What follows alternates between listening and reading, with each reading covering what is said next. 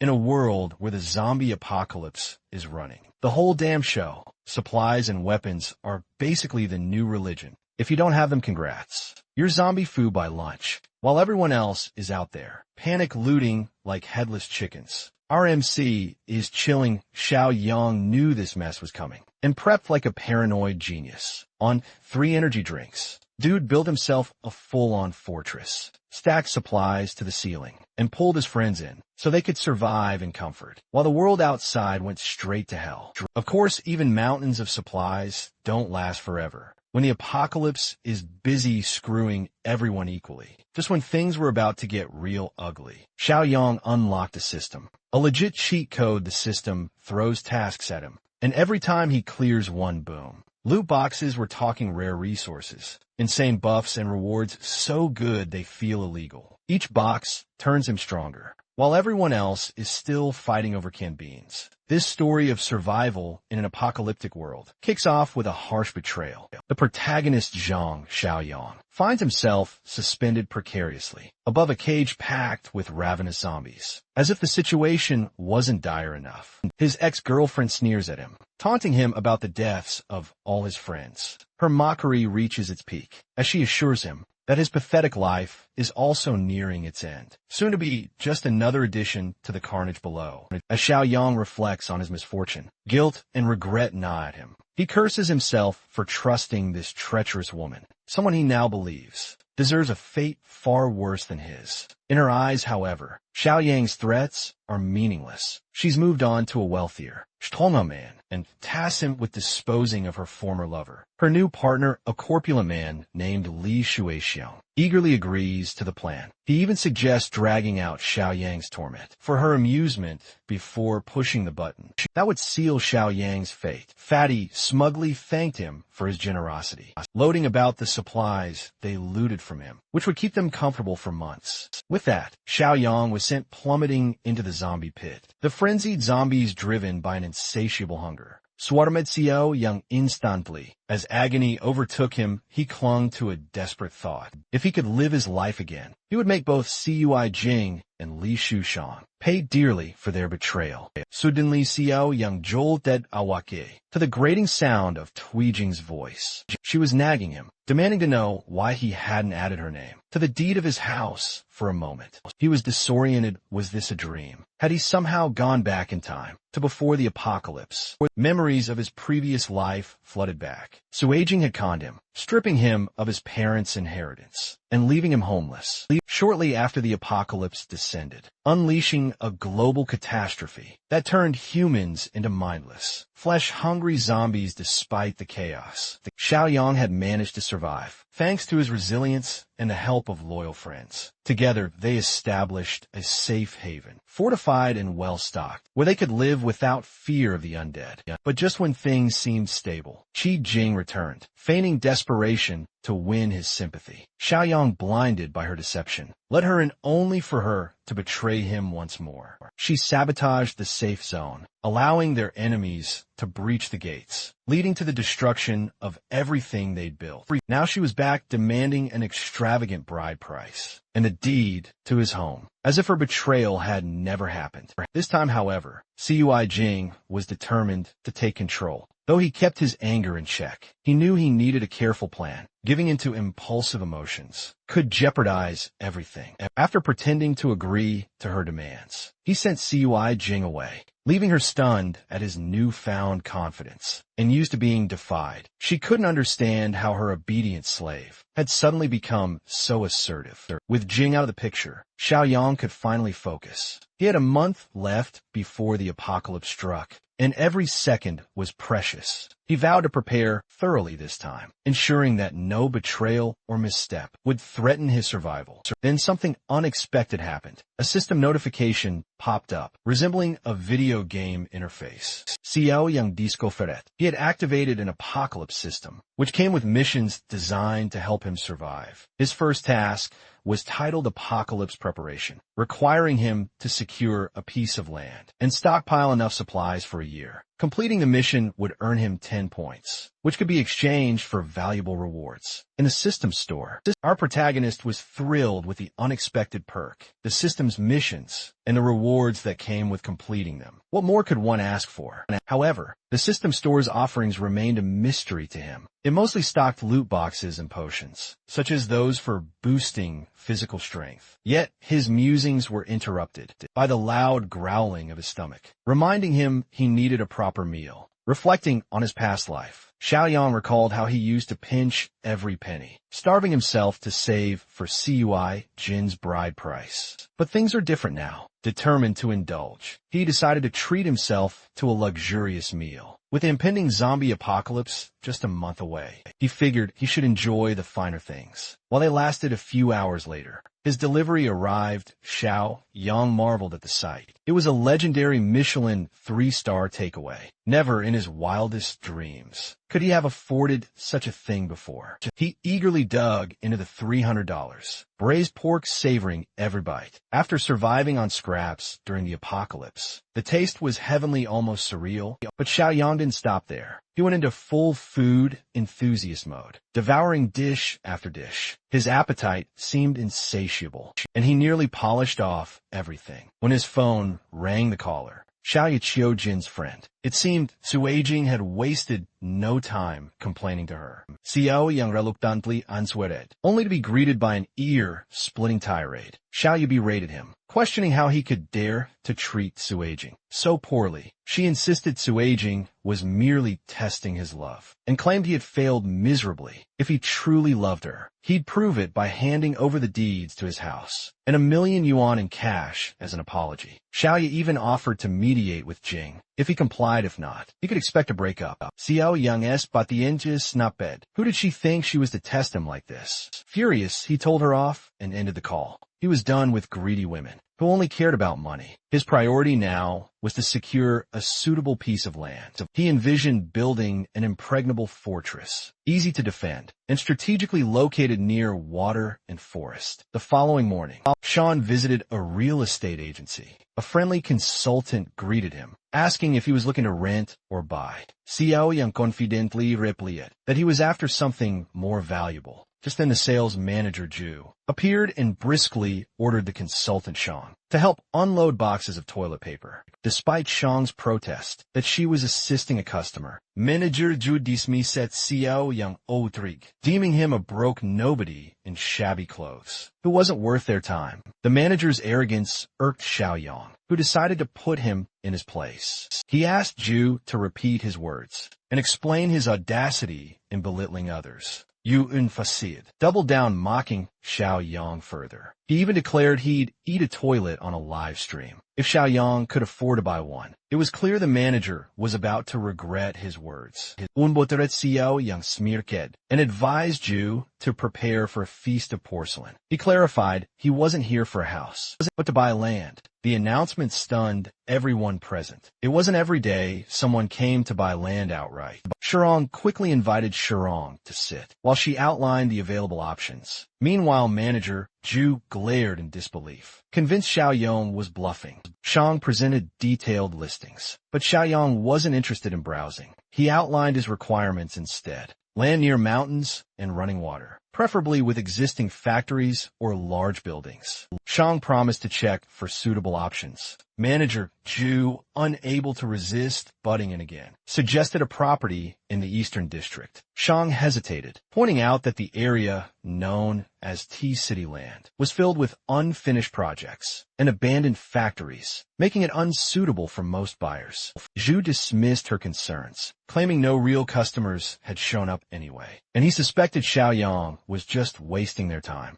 Xiaoyang didn't care about the location, as long as the land met his needs. He didn't mind the unfinished factories. Actually, they were a bonus, since they would save him time and money. After reviewing the details, Xiao Yang confirmed that the land was exactly what he wanted. Without hesitation, he agreed to buy it. He was ready to sign the contract and make the payment. Xiaoyang was shocked no one in their right mind would buy land with incomplete factories. But Xiaoyang stood firm. He even urged her to hurry up, because as he put it, someone here is eager to eat some some fresh poop. Manager Zhu stood there holding the check, unable to wrap his head around what he was seeing. How is it even possible for this scrappy guy to pay $300,000 for land with old, run-down factories? It made no sense to him before leaving. Xiaoyang had reminded him of the payment. Now it was time for Zhu to fulfill his part of the deal. Meanwhile, other customers in the store were urging the manager to hurry up, as the stream had already started. One guy whose stomach wasn't feeling too great promised to at least make it fresh for the stream.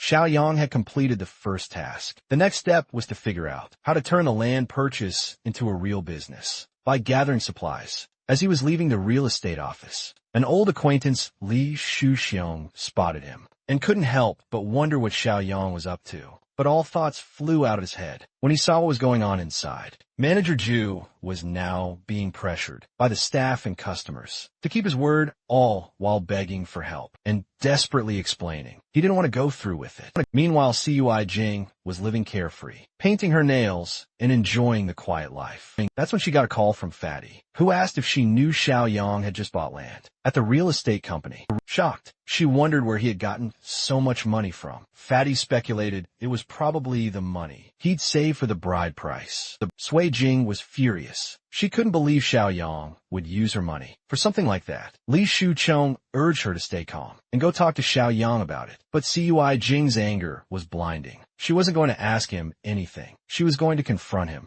Back at his home, Xiaoyang was deep in thought about how to fund the supplies he needed to start building. Just then there was a loud knock on the door. It was Cui Jing with her friend, still fuming over Xiaoyang's use of her money. Xiaoyang had no idea what she was talking about. Jing, with fire in her eyes, accused him of spending the bride price money to buy land. She claimed that since the money came from her, the land was hers to Xiaoyang. Stunned by her accusations, didn't know how to respond. Finally, he decided to give her a straightforward explanation. He had plenty of money, but none of it would go toward her. He also knew about her little fling with Li Shuxiong.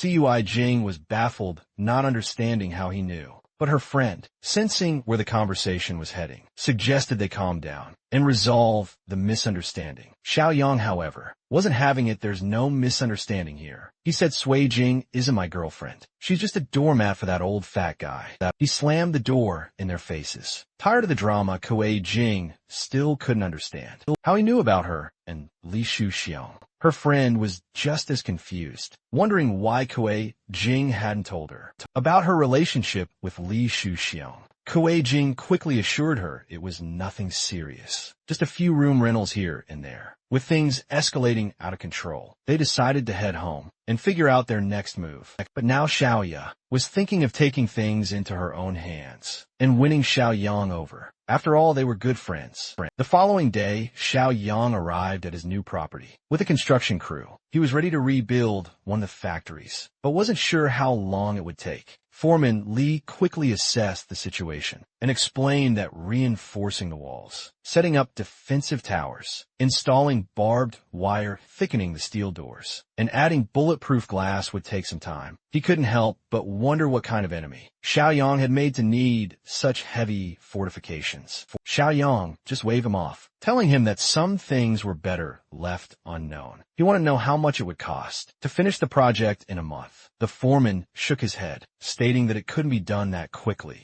Xiaoyang wasn't fazed, saying he had connections who could get the job done faster. The foreman, standing his ground, said that the safety of the workers was more important. This took Xiaoyang by surprise. He had never met a foreman with a conscience. It turned out, though, that the cost would just be higher. Xiaoyang asked him to give him the price. Without further delays, after some quick calculations, Foreman Li estimated that if they were to finish in a month, the workers would need to work non-stop, and the cost would come to 20 million yuan. They'd also require a 5 million yuan deposit. To start immediately, Xiaoyang didn't find this ideal, and he told them to get started right away, and he'd transfer the rest of the payment within a week. The construction company had nothing to fear. If he failed to pay, the land would be theirs. Out of nowhere, Xiaoya appeared at the construction site. She confidently walked up to him, wrapped her arm around his and asked, "What are you doing here?" Xiaoyan was already tired of this woman. In his past life, she, along with Cui Jing,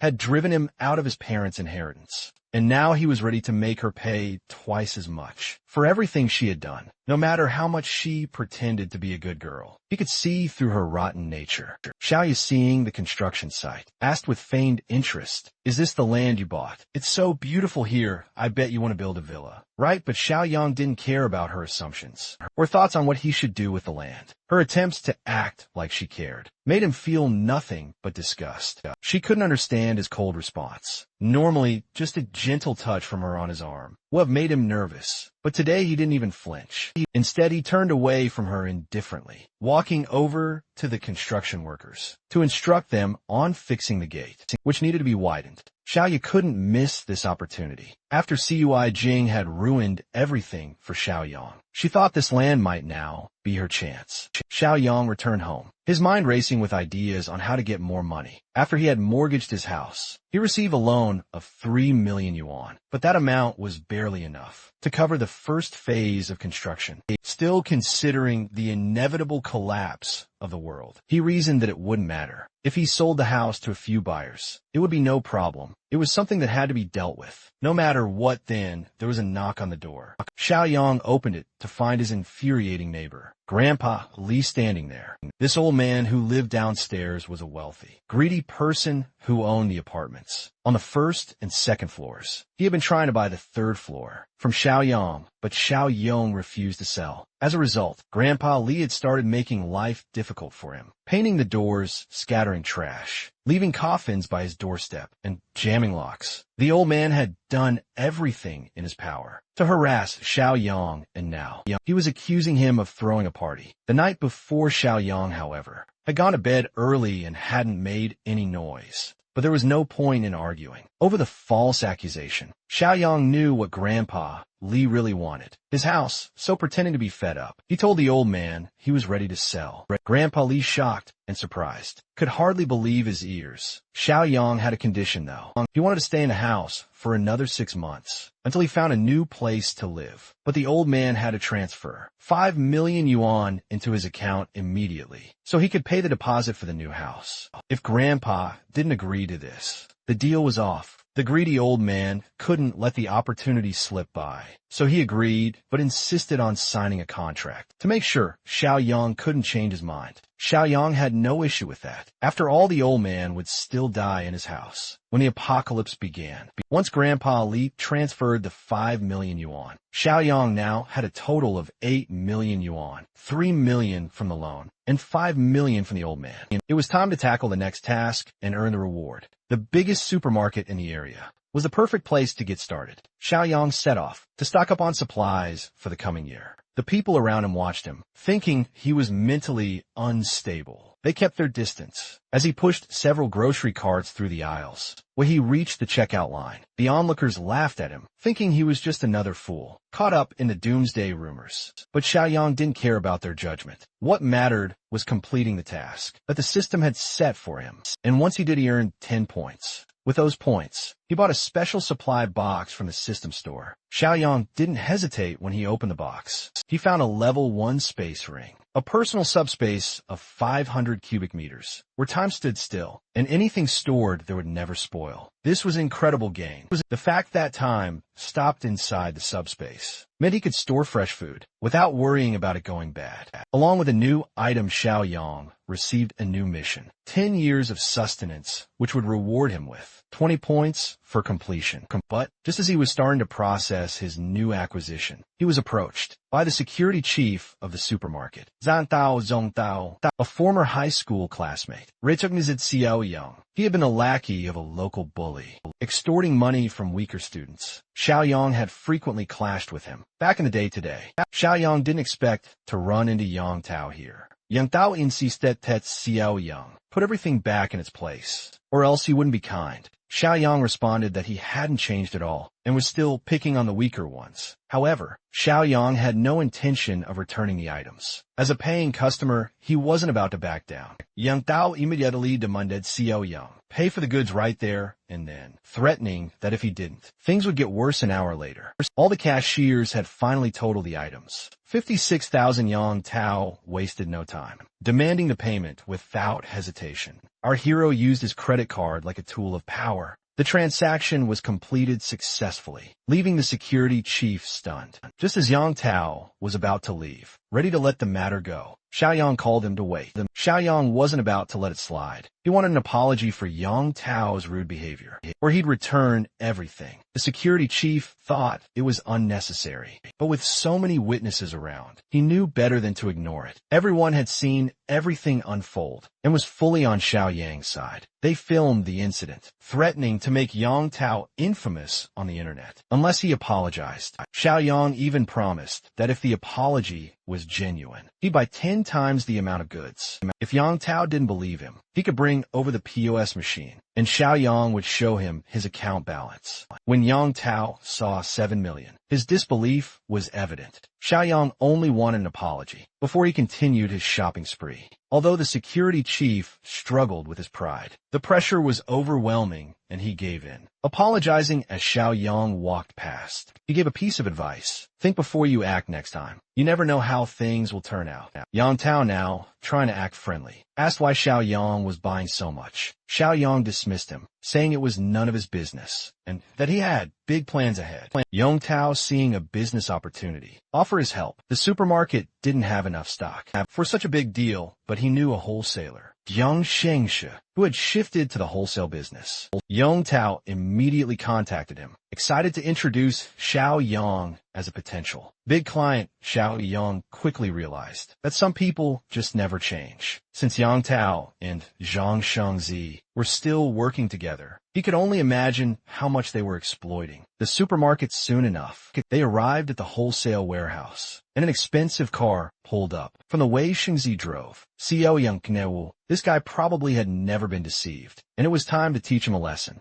Although the arrogant Shengzi didn't immediately recognize him, Yang Tao reminded him they were schoolmates. After a moment of thinking, Shang Zi finally remembered. He recalled Xiaoyang as the guy who had a bit of backbone. Back in school, Shang Zi immediately judged him based on his cheap, non-designer clothes. He despised people who try to act rich when they weren't turning to Yang Tao. Shang Zi began criticizing him for bringing such an unworthy client. He even kicked Yang Tao on his ass, scolding him for wasting his time. Despite Yang Tao's attempts to explain, Shang Shivush convinced that Xiaoyang couldn't possibly be rich. He had been in business long enough to spot who had money and who didn't. Xiaoyang, tired of the arrogance, called Shang Zi an ignorant person who looked down on others. Enraged, Shang Zi grabbed him and demanded he take back what he said. Xiaoyang wasn't scared at all and repeated his words, calling him ignorant. To his surprise, it wasn't the insult about being looked down on that upset Shang Zi, but the accusation of being illiterate. It turned out that this arrogant man was far too sensitive about his lack of education. Yang Tao, seeing things escalating, stepped in quickly, warning Xiaoyang to be careful, not to provoke Shang Zi further. Don't push him. He's really sensitive about being called illiterate. But for his trouble, Yang Tao received another kick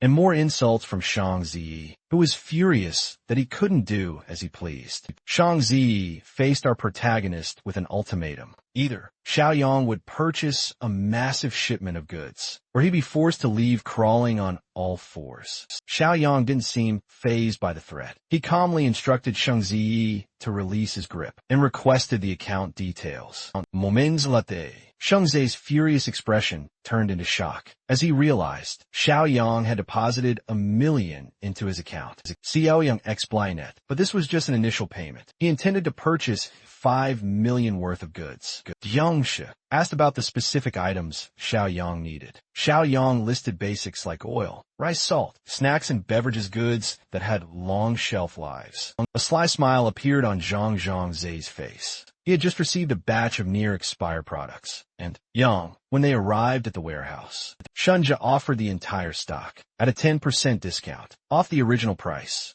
The deal seemed too good to be true, and Xiaoyang immediately suspected something was off. Before agreeing, he decided to inspect the quality of the goods. True to his suspicions, it was a setup. Although the packaging looked fresh, the products were nearing their expiration dates. Zhang Xingzi hadn't expected Xiaoyang to catch on so quickly, so he immediately offered a 50% discount. But Xiaoyang wasn't satisfied. He was willing to spend his 5 million, but he expected top quality goods. However, he had a different plan for these near-expired items. Xiao Yang told Xingzi he'd take the expired goods off his hands for half the price, with one condition: he would pay in a month. Xingzi was taken aback, but Xiaoyang quickly assured him that he'd use his house as collateral. Xingzi was confused, not understanding why Xiaoyang would want expired food. He didn't realize that in the near future, these items would become a highly valuable resource. Xiaoyang didn't explain further, and simply instructed Zhang Shengshi to deliver the goods to the designated address. Just then, Xiaoyang received a call about a house sale. He quickly bid farewell to Shang Zi and Yang Tao. Heading off, the buyer was an elderly man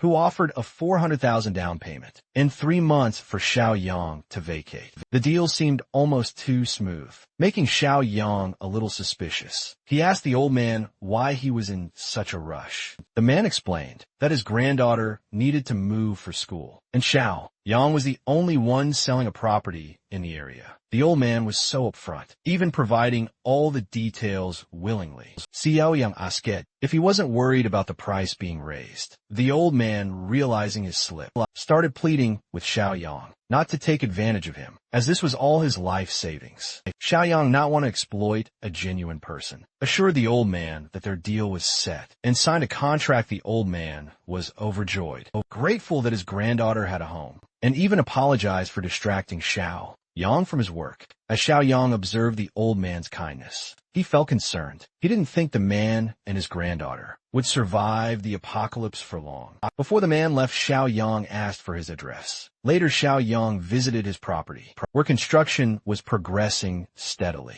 He checked with a foreman, who confirmed that nearly 80% of the work was done. The walls and doors were reinforced, just as Xiaoyang had requested, and the warehouse was ready for use. Excited by the progress, Xiaoyang immediately contacted Zhang Shangzi to expedite the delivery of the supplies. The warehouse, which looked more like an underground bunker, began filling up quickly by evening. Everything was in place, under Xiaoyang's meticulous supervision. Once the workers departed, Xiaoyang took a moment to inspect the work. Everything was on track, and he could finally relax. At that moment, the system sent a notification congratulating him for completing the task, earning him 20 system points. When he opened the system store, he found a new item available, abilities that could be awakened before the apocalypse. Without hesitation, Xiaoyang bought a box. Upon opening it, he unlocked a level 1 ability called Mind's Eye, which allowed him to detect hostility from others. Feeling satisfied with his new power, Xiaoyang knew this would be invaluable in the early days of the apocalypse. Just as he began to unwind, the system sent him another task: gather weapons, lots of them.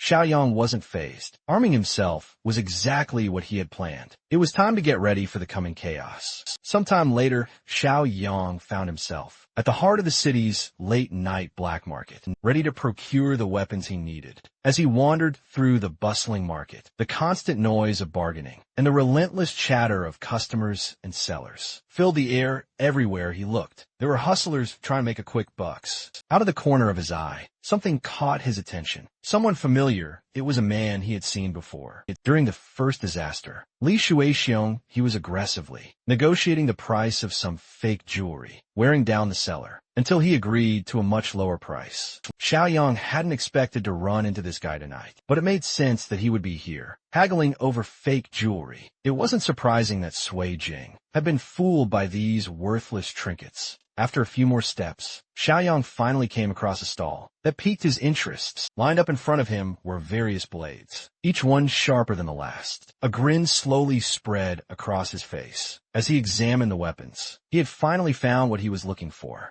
Squatting down in front of the stall, he asked boldly if they had anything tougher. The man behind the counter, dressed in military camouflage, didn't seem to get the hint. In response, he tossed Xiaoyang a knife sharpener, suggesting he sharpen the blades himself if he wanted something tougher. Unfazet Xiaoyang insisted that none of these knives were up to par. He needed something stronger. Realizing the implication, the vendor's demeanor shifted, his tone turning serious, as he asked if Xiaoyang was looking for trouble. Just then, the sound of a phone notification interrupted the tension. Xiaoyang had just transferred 200,000 yuan to the seller's account. Holding up the receipt, he made it clear he was serious. The seller's attitude flipped instantly as he acknowledged the transfer and reassured Xiao Yang that he was indeed a serious buyer. The seller quickly called one of his men to watch over the stall, while he took Xiang to a more private location. For the transaction, they entered an innocuous building nearby. The seller started pitching some homemade guns. They were small, intended for target practice, priced at 2,000 with cheap ammo. Xiao Yang turned him down immediately, which seemed to ignite a competitive spark in the seller. He then showed off some replica revolvers, modeled after military handguns. For 5,000, Xiao Yang could get a 9mm gun with bullets, costing 5 each. Though Xiao Yang found the offer acceptable, he had already prepaid 200,000, so these options didn't interest him much. Curious about the prepayment, the seller asked what it meant. Xiao Yang explained that the earlier transfer was just a 10% deposit for a larger order worth 2 million. The seller, now a bit wary, questioned the young man's background. Xiao Yang quickly made up a story about how his subordinates usually handled these types of shady transactions, but he had come in person and didn't appreciate being questioned about his identity, realizing that Xiao Yang must be involved in something serious. The seller urged him to wait. As he hurried off to a different room, he locked the door behind him and scanned the area through the window. Turning back to Xiao Yang, he assured him he had come to the right person and that they would proceed with the deal at midnight. The day after tomorrow, he insisted on cash payment only. When Xiao Yang finally left the building, the seller treated him like a VIP. However, as fate would have it, he bumped into the same familiar face from earlier. In the night market, Li Shuxiang couldn't help but comment on the coincidence. Now, it made sense why Xiao Yang had been spending so much. Li Shuxiang also suspected that Xiao Yang's involvement with Cui Jing had something to do with it. He figured the kid had recently picked up too many tips about finances and was now planning to sell everything and live a life of comfort. Xiao Yang paid no mind to the ramblings of the fatty, whose words were nothing more than empty noise. He figured it would be more practical to test out his newly unlocked ability. As he opened his mind's eye, a faint aura shimmered in his gaze. Above Mr. Cam's head, a symbol of happiness floated, while an angry one appeared above Lu Wang. This power was definitely proving to be useful. To test it further, Xiao Yang decided to speak out loud, mocking the fatty for buying cheap second-hand items just to deceive Cui Jing. He also pointed out that the girl was nothing more than his second-hand trash, just like the rest of the junk he was trying to pass off. The comment made the fatty's anger indicator turn even darker as he fired back with curses, clearly irritated by the jab. Watching the situation escalate, Mr. Cam, eager to keep things under control, asked Xiao Yang if that fat-ass man was bothering him. With a subtle nod, he labeled Li Shuxiang as an enemy. A clear message, Mr. Cam quickly reassured his new, important client that his staff would deal with the matter and teach the fatty a lesson. Xiao Yang didn't mind, but advised him not to go too far, since he still had plans for him in the future. As the group of muscular thugs approached the overweight man, his bravado disappeared. He stammered, his usual arrogance replaced with fear. Mr. Cam didn't waste any more time with the man. With a swift motion, he pulled out a baton, and the men quickly took care of the fatty, leaving him bruised and battered on the dark road. His white suit was now covered in shoe prints, and his face showed the evidence of a hard beating. The incident only deepened the fatty's hatred for Xiao Yang. 2 days later, the agreed-upon meeting was set at a warehouse, and both parties were punctual. In front of Xiao Yang, a truck full of suspicious crates awaited, exactly what he was hoping for. His firearm arrived, signaling the success of his task. The system rewarded him with 10 points, bringing his total to 20. He eagerly opened the crates, revealing an arsenal of weapons, heavy rifles, pistols, and all the necessary gear. Then unexpectedly, the system added a bonus, a +2 physical enhancement potion. Xiaoyang was pleasantly surprised by this bonus, especially since it was double the strength of the potions. In the system store, not wasting a moment, he injected the potion into his veins. He had expected a brief pinch,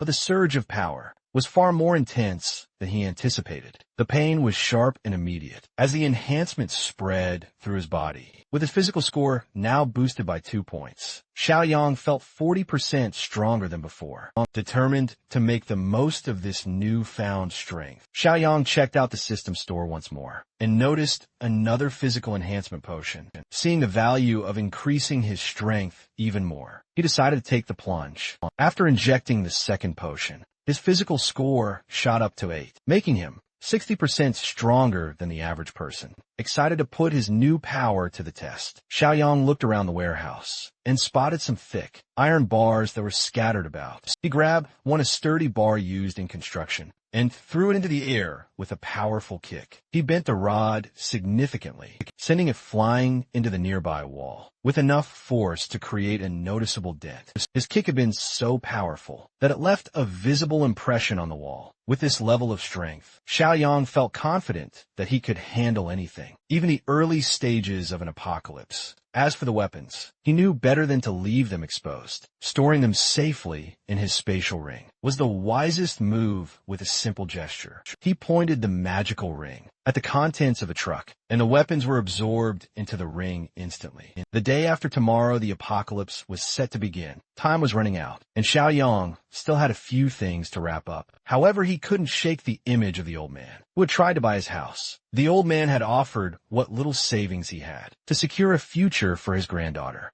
Xiaoyang had been through countless battles and betrayals during the first apocalypse, but he never ignored the needs of the less fortunate. The least he could do was send some supplies to the old man and his granddaughter as a small token of repayment. The following day, Xiaoyang found himself at a shabby apartment building located in a rundown area of another city. The building was in such bad condition that, without a GPS, it would have been impossible to find. The old man had been renting in such a low-cost, dilapidated place and without an elevator. It was clear he wasn't well off. His apartment was located on the top floor. Xiaoyang knocked on the door, but then quickly realized he should probably remove the supplies from his storage ring, or explaining them would be difficult. Activating the ring, he watched as box after box of essential supplies materialized, filling the hallway with provisions. At that moment, the old man reached the door and opened it, expecting it to be the landlord. He quickly assumed the young man was here to collect the rent, promising to pay next week. But when he took a closer look, he realized it was Mr. Zhang. Behind him, boxes were piled up, filling the hallway and stretching up the stairs, making the old man even more confused. Xiaoyang told him to wait until later for the full explanation, but for now, they needed to get the boxes inside before anyone noticed. After a few minutes of lifting, most of which Xiaoyang did on his own, they managed to get everything in. The old man couldn't believe how easily the young man handled it, not even looking tired. Meanwhile, Xiaoyang was checking the space, trying to figure out if it could serve as a safe shelter. He decided it would do, especially since the front door was sturdy enough. Once everything was inside, Xiaoyang turned to the old man, urging him to pay close attention. He explained that the supplies they brought needed to be rationed carefully because they were meant to last for about 6 months, starting tomorrow. Just as he was about to go into more detail, something caught his eye. A photo placed nearby.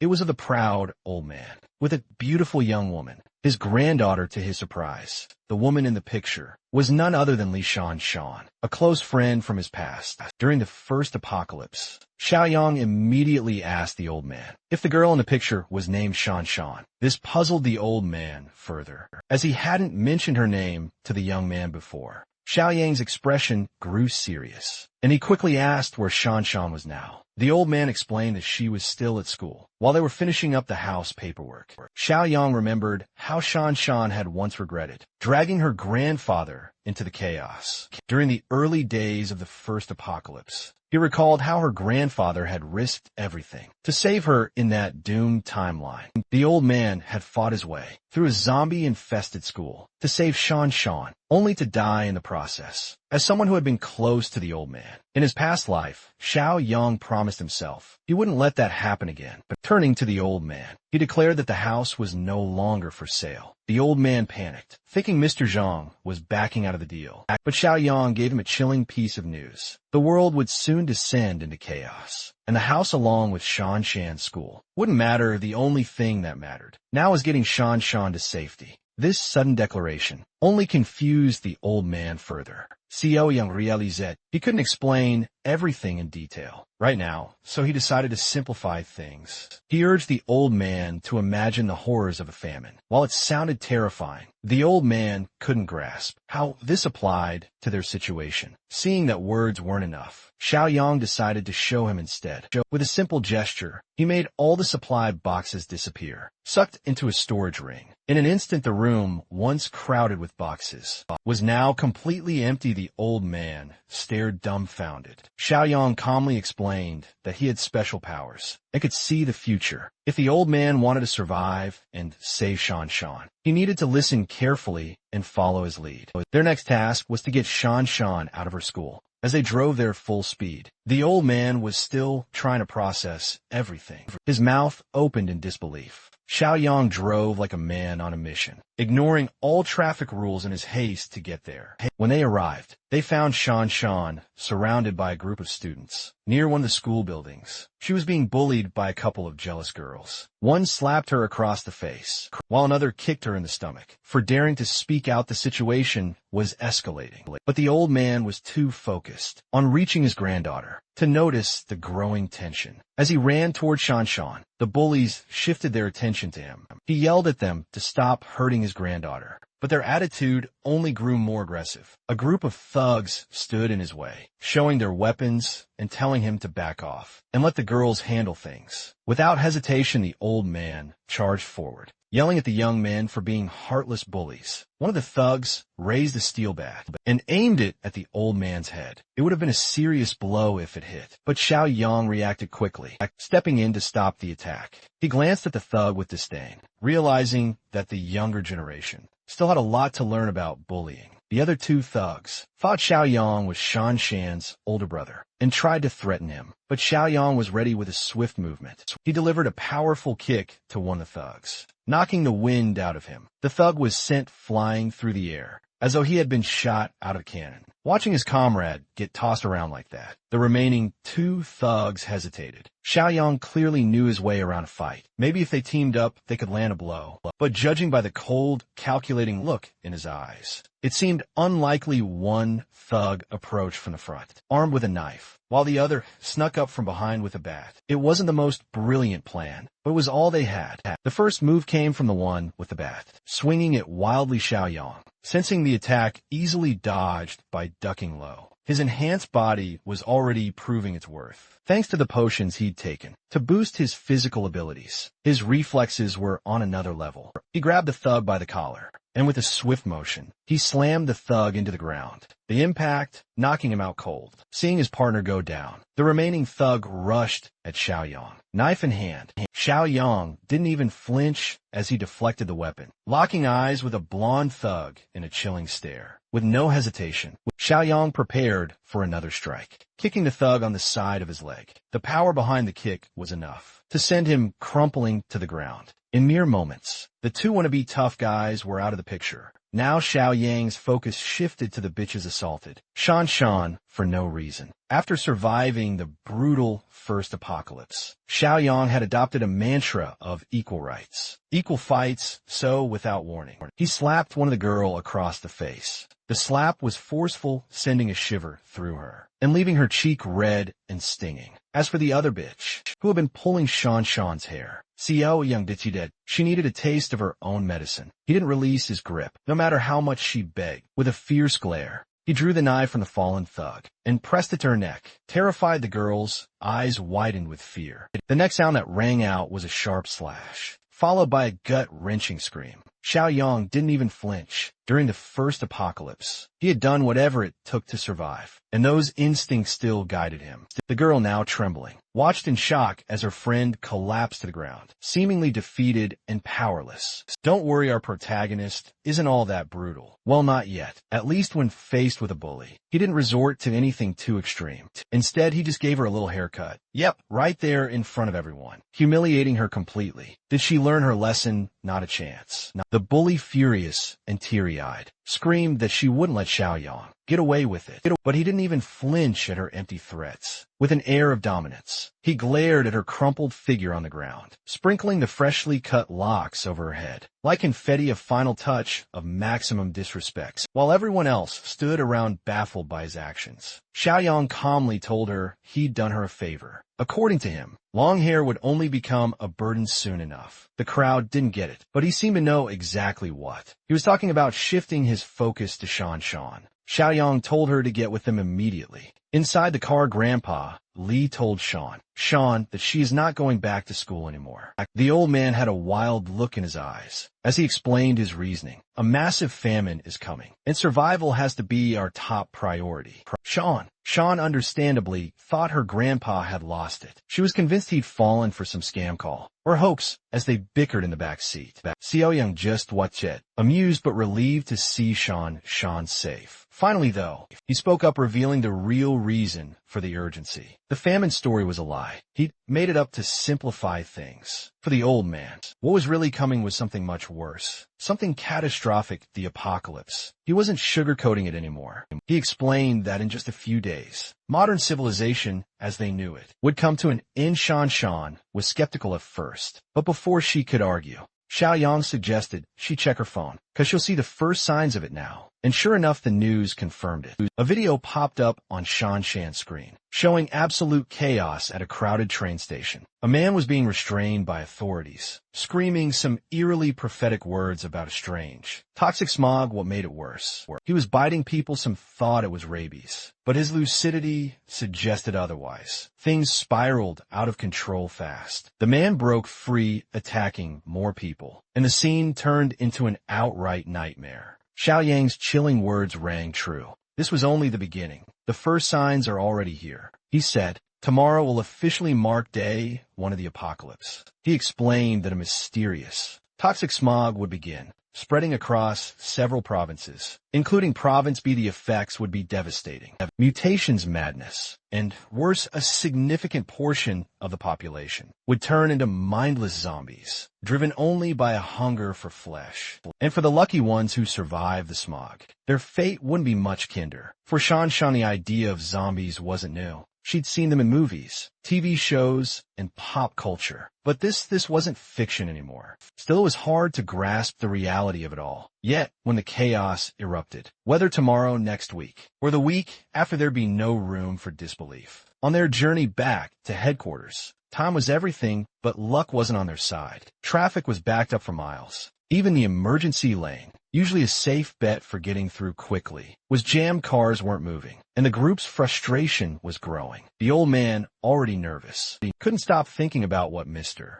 Jiang had mentioned earlier. The zombies now, stuck in a sea of stationary vehicles. His anxiety spiked. Xiaoyang tried to reassure him, saying they were safe for now, but even he couldn't dismiss the possibility of a small outbreak nearby. The situation worsened when a luxury car came speeding down the emergency lane. The driver, reckless and arrogant, seemed determined to bypass the chaos. As traffic inched forward, the car swerved sharply, trying to cut into Xiaoyang's lane. The move was sudden, almost causing collision. Xiaoyang slammed on the brakes just in time, narrowly avoiding a crash. Xiaoyang held his ground, refusing to let the car through. But the driver wasn't backing down. Pulling up beside Xiaoyang's window, he hurled insults and curses, acting as if he were the victim. The old man advised Xiaoyang to let it go, pointing out that the driver was likely wealthy and powerful. But Xiaoyang wasn't one to be intimidated. If this guy wanted trouble, Xiaoyang was ready to give it to him.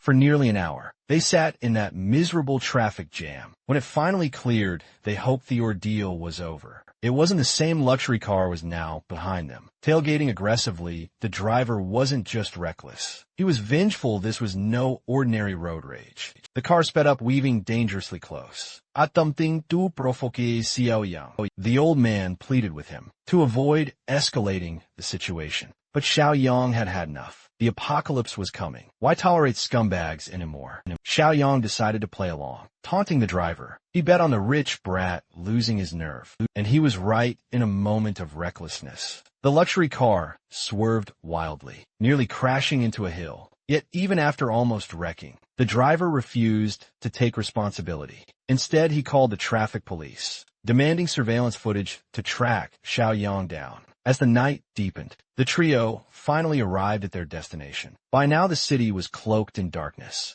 Stepping out of the car, they were greeted by the fortress, an imposing structure that seemed to loom over them. The old man stared in awe, his mouth agape, overwhelmed by the sheer scale and detail of the compound. Shan, standing beside him, remarked that it all felt like overkill. A fortress too grand for what they might need. Xiaoyang, calm and composed, told them to rest up tomorrow. He hinted cryptically, everything you know will change. The world is entering hardcore mode. The next morning, Shan woke feeling better than she had in ages. No alarms, no classes, just the rare luxury of a peaceful morning. As she stretched and looked around, she noticed Xiaoyang nearby, already up and ready for the day. Realizing that this was the perfect moment for exploration, Shan suggested a tour, and Xiaoyang obliged, inviting Grandpa to join them. The fortress tour began with Xiaoyang explaining the sheer strength of the compound. The walls were made of reinforced concrete, thick and unyielding. The gates, crafted from solid steel 3 centimeters thick, were remote-controlled and impenetrable without heavy weaponry. The design made it clear this was a fortress built for survival, ready to keep out both the living and the undead. However, Xiaoyang laid down a strict rule. No one else, under any circumstances, could enter the fortress without his explicit permission. This didn't sit well with Shan. She couldn't help but question the morality of leaving other survivors outside, vulnerable to the undead, but Xiaoyang didn't argue. Instead, he led them to a different section of the compound, a fenced area with scattered shipping containers. This, Xiaoyang explained, was a buffer zone. If survivors managed to find their way here, they could use this area as a temporary shelter. However, access to the main fortress remained strictly off limits. Without his approval, in the chaos of the apocalypse, human nature would become unpredictable, and the risks of betrayal or exploitation were too high. Even the old man, initially skeptical, nodded in agreement as the harsh truth sank in. Next, Xiaoyang led them to the food storage facility. When they entered, they were greeted by rows upon rows of supplies, stacked high and organized meticulously. It was an overwhelming sight, more provisions than they could have imagined. Xiaoyang took a moment to activate his mind's eye ability, scanning the room to check their hostility status. To his relief, both Grandpa and Shan displayed happy, trusting expressions, a clear indication that they could be relied upon. As the tour continued, Xiaoyang revealed the fortress's weapons cache. He handed Shan a sleek crossbow and gave Grandpa a sturdy shotgun, emphasizing the importance of keeping these weapons secure in this new world. And losing control of their weapons could lead to chaos. Never let these fall into the wrong hands. CEO Young Waternet, the seriousness in his voice leaving no room for doubt. Xiaoyang had just finished showing Shan and Grandpa around the fortress when a notification flashed before him. A new system task. It was another mission, and this one hit close to home. He was tasked with reuniting with an old comrade, Zhongqi. The name brought back memories and a mix of emotions. But what surprised him most was the timing. Standing on the viewing deck, he noticed a glowing arrow pointing toward the city, marking Zhongqi's location. This was a fortunate coincidence. Xiao Yang had already planned to track down his former allies, and now the system seemed to reward him for his intentions. Wasting no time, he turned to Shan and Grandpa, reinforcing the fortress rules one last time. They were to stay vigilant and not break any of the guidelines, no matter what when asked where he was heading. Xiao Yang simply replied, recruiting and building the team. With that, he hopped into his car and drove off, following the glowing arrow towards Zhongqi's location. The arrow led him to a KTV bar. Inside, the atmosphere was jovial, with groups of friends enjoying their night. Among them was Zhongqi, his signature silver hair shining even under the dim neon lights. He was laughing, drinking, and singing karaoke with his friends, seemingly untouched by the turmoil outside. Zhongqi and one of his friends stumbled out of the room to find a restroom, their steps unsteady and their laughter loud. After handling their business, the two drunkenly wandered back into the hallway. That's when it happened. In his inebriated state, Zhang Qi accidentally bumped into a girl. It was a harmless brush, nothing serious. But the girl's irritated expression told a different story. Zhang Qi quickly apologized and tried to move on. Unfortunately, the girl's escort wasn't as forgiving. The man, a towering figure with an intimidating aura, saw this as a personal affront. Without hesitation, he called Zhang Qi a punk and delivered a brutal kick that sent him sprawling into the wall. Zhang Qi hit the ground hard, the pain evident in his groans. His friend, though clearly scared, didn't hesitate to check on him. But seeing Zhang Qi in pain sparked something brave, or perhaps reckless, in a friend. Standing up, he yelled at the thug, calling out his aggression. This boldness only made things worse. The thug, unaccustomed to being challenged, became enraged, grabbing Zhang Qi's friend by the collar. He effortlessly lifted him off the ground, showcasing his brute strength. Zhang Qi, despite his pain, tried to intervene, struggling to his feet. He pleaded with the thug to let his friend go, admitting fault and apologizing profusely. Amid the chaos, a KTV staff member appeared. Drawn by the noise, he wasn't in the best shape, recently recovering from stomach flu,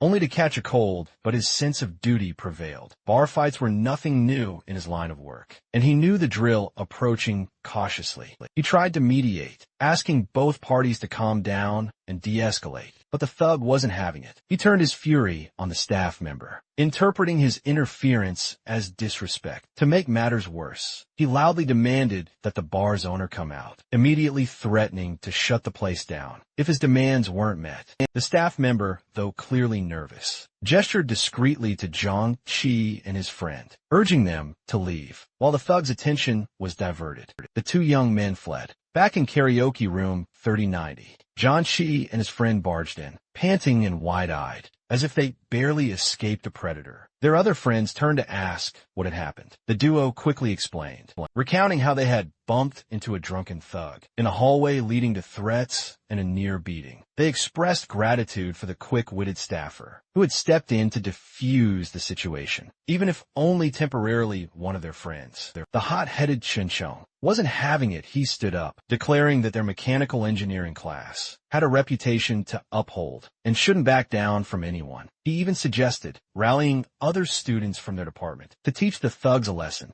Zhang Qi, however, stopped him in his tracks. Acting tough and seeking revenge was a foolish move. With less than a year until graduation, they didn't need trouble. They needed to keep their heads down and focus on their celebration. Reluctantly, Chun Chong sat back down, and the group decided to resume their singing and dancing, trying to salvage the night. But trouble wasn't done with them yet. Moments later, the drunk thug and his gang burst into the room. Their arrival was loud and violent, with the thug dragging the battered KTV staffer by the collar before throwing him onto the floor like a rag doll. The sight of the injured staffer silenced the room, and a chill ran through the group of college boys. The thug, his eyes scanning the room, pointed directly at Zhang Qi and his friends. Grabbed them, he barked at his crew. His henchmen moved swiftly, closing in on the group. Fear paralyzed the students who didn't dare resist. They had seen what the thugs were capable of. I didn't want to escalate things further. Shin Chong, however, wasn't about to go down quietly. He taunted the gang, daring them to let him make a single phone call, implying he had backup of his own.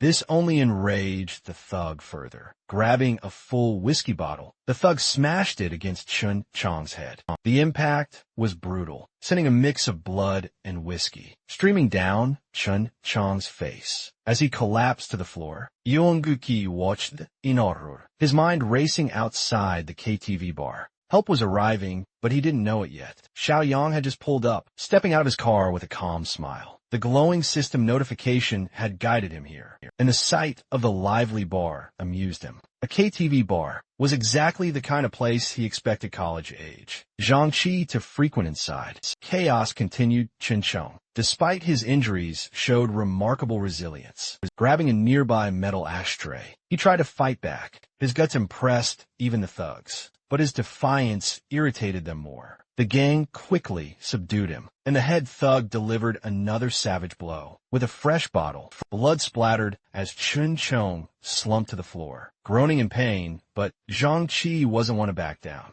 Ignoring the armed thug surrounding them, he charged at the head thug, determined to stand up for his friend Glasses. The ever-loyal companion joined in to support him. Their bravery was admirable, but the odds were overwhelming. 2 college students against a gang of thugs was a recipe for disaster. The remaining friend in the group, the cowardly dude, was trembling in fear, unwilling to join the fray. Amidst the chaos, something even more terrifying began to unfold. The injured KTV staff member, lying in a heap on the floor, suddenly began to stir. His movements were jerky and unnatural, his groans becoming guttural snarls. His skin paled and his veins darkened. A horrifying transformation was taking place. In mere moments, he became a rabid zombie. With terrifying speed, he lunged at the nearest thug, sinking his teeth into the man's back, like a predator attacking its prey. The bitten thug yelled in shock and pain, trying to shake the zombie off. At first, he thought it was just some deranged dog-like behavior, but the creature's bite was unrelenting, and its strength was unnatural.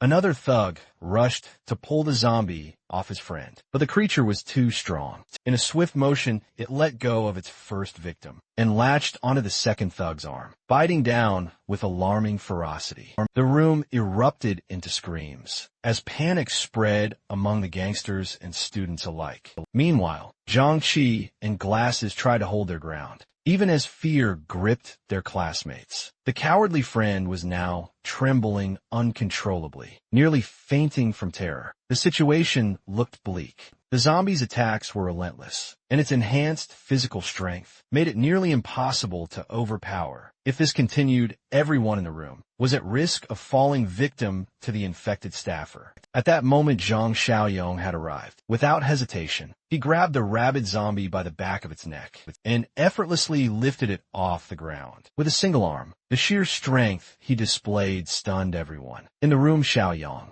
carried the struggling zombie to the nearest glass wall and smashed it into the pane, shattering it completely. Glass shards rained down as the zombie slumped, momentarily dazed from the impact. Xiaoyong turned back to the room, his voice cutting through the chaos like a blade. Everyone stopped. The thugs, the students, and even the terrified Zhang Qi froze. Xiao Yang's cold demeanor and the ease with which he had handled the rabid zombie commanded instant respect and fear. The thugs who had struggled with the creature in pairs realized this newcomer was no ordinary man. However, the head thug wasn't ready to back down. Misreading the situation, he directed his anger toward Xiaoyang, still thinking he was the top dog. Ignoring the thug entirely, Xiaoyang turned to Zhang Qi. "Were you bitten, Zhang Qi?" Still reeling from the chaos, stammered said he wasn't bitten. Without wasting time on further explanations, Xiaoyang simply ordered Zhang Qi to follow him. For some reason, Zhang Qi couldn't quite explain. He felt an unshakable compulsion to comply.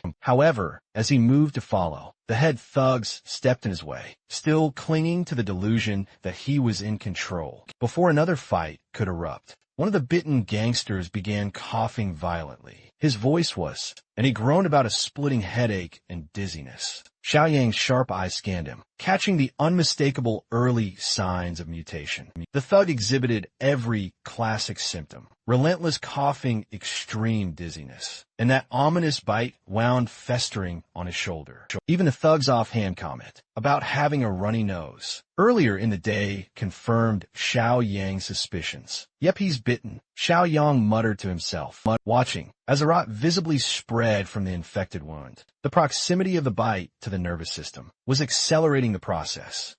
And didn't have much time left before he turned into a full-blown zombie. They couldn't afford to deal with 2 rabid zombies in such a confined space. Still holding the first rabid zombie by the neck, with one hand, Xiaoyang made his move. He began dragging the thrashing creature across the room, his strength leaving everyone dumbfounded. Xiaoyang hauled the zombie to the restroom door. He yanked it open, shoved the undead creature inside, slammed the sliding door shut in one fluid motion. The rabid zombie immediately started pounding on the door, snarling and clawing with feral rage. The sound sent shivers through the room. Everyone stared at Xiaoyang, their faces a mix of shock and confusion. What kind of person could casually wrangle a zombie like that? Xiaoyang dusted off his hands, his expression darkening. The immediate threat was contained, but his focus now shifted back to the living threats in the room. His gaze locked on Zhang Qi, who was still frozen in disbelief. Xiaoyang then asked him, "Which one of these thugs do I need to deal with first?" Zhang Qi blinked his brain, struggling to catch up. The question confused him even more. Who was this guy? Why was he so protective of him? They didn't even know each other. Meanwhile, the head thug, his pride now in tatters, decided he'd had enough. "You're dead, punk," he roared, charging at Xiaoyang with a wild swing. Xiaoyang didn't even flinch. His expression was one of pure boredom, as if he were dealing with a pesky mosquito. Before the thug's fist could connect, Xiaoyang moved like lightning, grabbing the man's face with one hand. His fingers dug into the thug's skin as he pushed forward, smashing him face first into the glass table. In the center of the room, the table shattered with a deafening crash, sending shards flying everywhere. One of the other bitten gangsters, his face pale and sweaty, staggered forward in a fit of rage. Xiaoyang adjusted his stance, his movements calm and precise. In one swift motion, he delivered a sharp blow to the man's windpipe. The thug collapsed instantly, his breath choking out as he fell flat on his back. As his comrades rushed to his side, panic set in. The thug started convulsing violently, foam spilling from his mouth. As his body jerked uncontrollably, his eyes rolled back, and his skin began to turn an eerie gray. The infection had reached its final stage. The man was turning right before their eyes, and there was nothing they could do to stop it. Xiaoyang stepped forward, flexing his fists. "Anyone else want to test their luck?" he asked, his voice calm yet menacing. Turning to Zhang Qi, Xiaoyang gave a firm command. "Take your friends and get out of here now." Zhang Qi didn't hesitate. He and his classmates helped the injured Chun Chong to his feet, lending their shoulders to support him. Together, they stumbled out of the room as fast as they could, grateful to escape the nightmare. The gangsters, now desperate to retreat, tried to follow suit. They carried their wounded comrades, who were showing increasingly alarming symptoms of infection. But as they reached the door, Xiaoyang blocked their path. "You're not going anywhere," he said coldly, his presence towering over them like a storm cloud. The head thug, still nursing his injuries, tried one last act of defiance. "You think you can stop us?" He spat, his voice shaky yet defiant. The gangsters cowered under his gaze, their drunken bravado long gone. For the first time in their lives, they realized they weren't the top dogs they thought they were.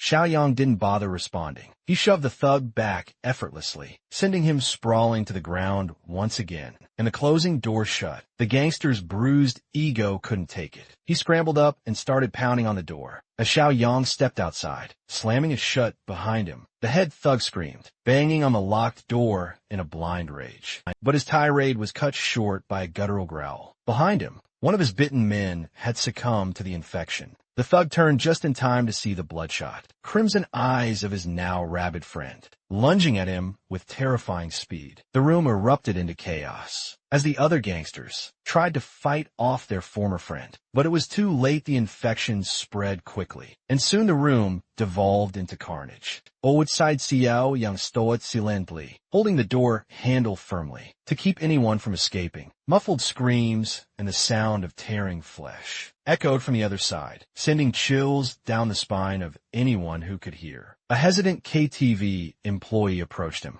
curiosity mixed with fear, asking, "What's going on in there?" Xiaoyang didn't waste time. "Get the keys and lock this door now. Don't let anyone in or out. Call the police and paramedics. Tell them it's a rabies flu outbreak." The employees stared at him, frozen in shock, but Xiaoyang told him to move now. The urgency snapped the worker out of his daze. He ran to grab the keys, returning to lock the doors securely from the outside. The eerie, inhuman noises coming from the room made the employees shiver. One of them, too curious for their own good, hurried to the security room to check the live footage. Inside the room, what they saw made their blood run cold. The screen showed a grotesque scene. of rabid figures feasting on their dead comrades. Blood splattered the walls, and the head thug's girlfriend, previously full of life, was now being torn apart by the monsters. Her lifeless eyes stared blankly as the infected devoured her. The security team immediately called the authorities, their hands trembling as they reported the horrors unfolding in their establishment. Manhwa Xiao Yang led Zhangqi and his friends out of the building. This area isn't safe anymore. Xiao Yang said, his tone firm. You need to leave now, still shaken.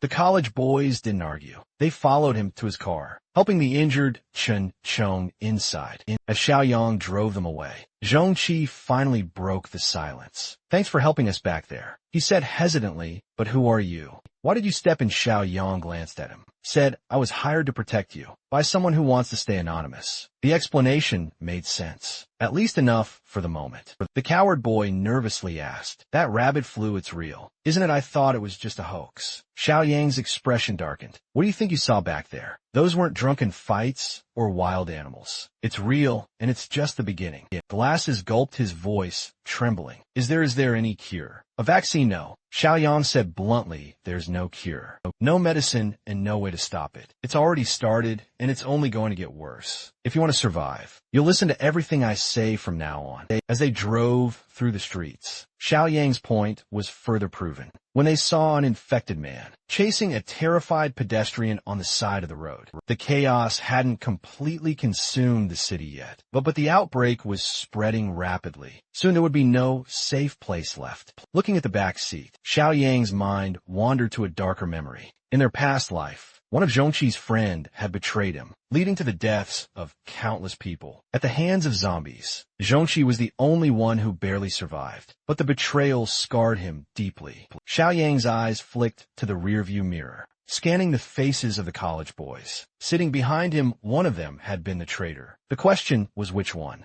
On the other side of town, Cui Jing was on a phone call with the man she affectionately called Honey. She had been feeling unusually anxious lately. The witch was promised some much-needed supplies, but things in her neighborhood had started to spiral out of control. Too scared to step out herself, she relied on his assurances that he'd deliver the goods as soon as he could. Just as she was about to press him for details, a sudden knock at the door startled her, nearly causing her heart to leap out of her chest. She hung up immediately, her breath shaky as she cautiously approached the door. Peeking through the peephole, she exhaled in relief. It was her friend. Xiao Jin quickly unlocked the door to let her in, even as they exchanged greetings. A lingering unease hung in the air. Earlier that day, an elderly man named Liu, who lived on the building's first floor, had been taken away by both the police and an ambulance. Though the incident was hushed up, Sui Jing had heard the commotion from her apartment. That morning, the two witches began to piece together what was happening around them. It was hard to dismiss the growing evidence that the rabies flu news wasn't just media fear-mongering. As for Li Shuxiang's promised delivery of supplies, it was still nowhere to be seen. Xiaoya had warned Kai that greasy fatty couldn't be trusted, but they both knew he had his uses. If nothing else, he could be their pawn in a plan they just cooked up. Her idea was simple. Ransak Jiang Xiao Yang's secret stockpile. The stockpile, they'd learned, was massive enough to make anyone rich. In the middle of this escalating epidemic, Xiaoya had already tried and failed. Du Seduji Xiao Yang, getting herself kicked out in the process. Not wanting to give up, she had one of her devoted followers spy on him. That's how she discovered trucks regularly unloading supplies. An abandoned factory he'd refurbished. Clearly Xiao Yang had known about the epidemic long before the news broke. The two witches decided it was time to act. They planned to use Li Shuxiang to get into Xiao Yang's fortress and take a share of his hoarded riches by force. Meanwhile, Xiao Yang had just returned to his base camp without any trouble as his car rolled into the compound. It was hard not to be impressed by what he had built. In such a short time, Zhang Qi was visibly amazed. Fortress seemed a more fitting term than base camp. Xiao Yang smiled at Zhang Qi's reaction. It was the same awe everyone felt the first time they saw it. The sound of their arrival stirred the camp's residents, who emerged with weapons at the ready. Once they recognized Xiaoyang, relief washed over their faces. Grandpa Shan and his granddaughter, Shan, were particularly glad to see him return safely. Xiaoyang reassured them he was fine and introduced his companions. He knew Zhang Qi well, but simply referred to the others as Zhang Kayese Klasmatis. Grandpa Shan and Shan welcomed the newcomers, warmly assuring them they were now in a safe place. Xiaoyang quickly assigned Grandpa Shan to take the group on a tour of the fortress, explaining the rules and regulations. Glasses, one of the newcomers, couldn't help but feel like they'd walked into a military base before they could even start the tour Yemen. Another new arrival timidly spoke up. He asked if they could be given weapons to help defend the fortress. Xiaoyang shot him a sharp look, suspicion flickering in his eyes. They had barely been there an hour, and this guy was already asking to be armed. That was suspicious. Glasses whispered to Yiming, urging him to tone down his eagerness. They were newcomers after all. Trust had to be earned first. To calm the situation, Xiaoyang promised that weapons would be issued to everyone in a few days from now. Their priority was to get Chun Chang's head injury treated. His condition was severe, so the medical room was their next stop. After a few hours, the boys finally managed to shake off the tension and a lingering smell of booze. After their life or death ordeal, Yiming turned to Glasses with a grumble. "Why'd you stop me earlier?" He asked. "If you hadn't, we'd probably have guns by now." Yiming's little speech about needing protection in their current situation would have been funny if it weren't so irritating. Without weapons, he compared staying in the fortress to being under house arrest. Thankfully, Glasses had enough sense to be grateful for being saved from the infected, instead of stirring up unnecessary trouble. But Yiming wasn't done. He kept sowing seeds of distrust among his classmates. Questioning Xiao Yang's story, hired by an anonymous client for protection. Yiming scoffed. "That doesn't even make sense." He gritted his teeth and brought up Chun Chang's treatment too, while Xiaoyang had promised to monitor Chen's condition. Yiming found the medical room's high security suspicious. That's when Yiming dropped his most ridiculous theory. Yet he claimed Xiaoyang might be planning to harvest Chen's organs. In secret, it was absurd, but Yiming seemed determined to recruit others to his cause. His plans strike first against their so-called savior. Glasses immediately shot down the idea. Betraying Xiaoyang, the man who had saved their lives, was out of the question, but Yiming wasn't backing down. "I'd rather betray the world than let the world betray me," he said, trying to sound dramatic. His ultimate goal was to take over the fortress and claim control of the area. Yiming even had the gall to suggest capturing Grandpa and the girl if Xiaoyang ever left. He didn't stop there. He made a disgusting comment about Shan being cute and hinted at his twisted intentions. The boys stared at him with utter disgust. Realizing his plan was going nowhere,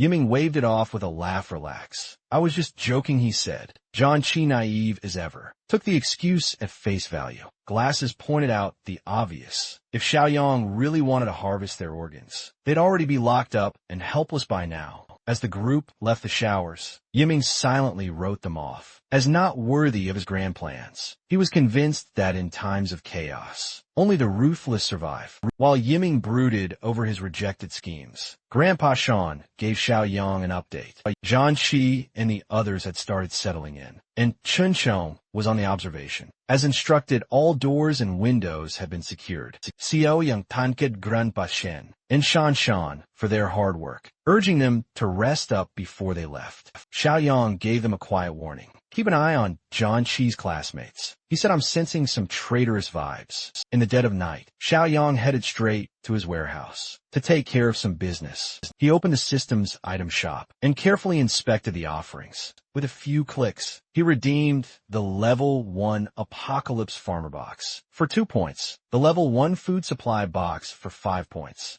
and a Level 1 Armed Deterrent Supply Box for another 5 points. This left him with 8 points remaining. The rewards were as practical as they were impressive. The Apocalypse Farmer Box provided 50 corn seeds, ensuring a potential food source for the long term. The Food Supply Box delivered an impressive haul: 200 kilograms of starch sausage, 100 kilograms of pre-cooked braised pork with preserved vegetables, and 50 boxes of pickled cabbage noodles. Meanwhile, The armed deterrent box contained 1,500 rounds of 9mm ammunition, a crucial asset for defense. Xiao Yang piled the rewards together and couldn't help but feel a sense of accomplishment at the sheer size of the haul. In an apocalypse where resources would soon become scarce, supplies like these were priceless. It wasn't the same as having money to spend freely, but in this grim reality, this was worth far more than cash. The next morning, the tranquility of the fortress was shattered by the arrival of multiple vehicles. Pulling up to the gate, armed men carrying blades poured out of the cars,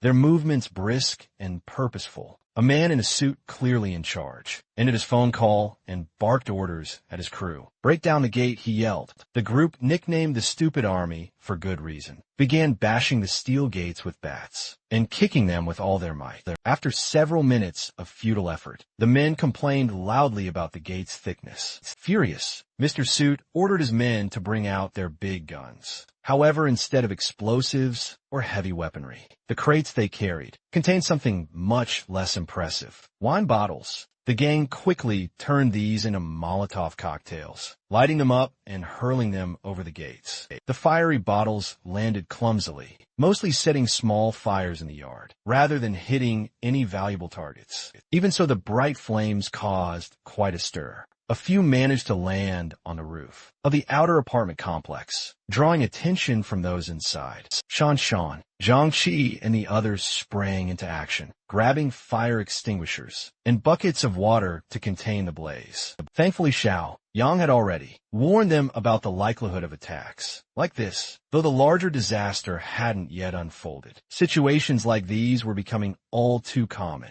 While the younger group dealt with the fires, Xiao Yang and Grandpa Sean emerged from the warehouse, armed with an assault rifle and a shotgun respectively. They climbed up to the watchtower for a better view of the chaos outside. Once at the top, Grandpa Sean peered at the scene below and squinted in recognition. "That guy in the suit, doesn't he look familiar? Pretty sure he's the one who had that road rage incident with us on the highway a few days ago." One of the thugs on the ground spotted the two figures standing on the watchtower and pointed them out to Mr. Suit Boss. "There he is, that's the guy from the road." Mr. Suit's anger exploded. Recognizing Xiao Yang, he screamed obscenities, his voice carrying loud and clear to the watchtower. "You little punk, you got some nerve. Get your ass down here, or I'll burn this place to the ground." Xiao Yang, calm and composed, replied coldly, "You've got 5 minutes to get off my property. If you're still here after that, you won't like what happens next." The gangsters were enraged. To them, Xiao Yang's warning was nothing more than a brat's empty threat. Instead of backing down, they doubled down on their efforts, hauling out 2 more crates of Molotov cocktails to negotiate their way in.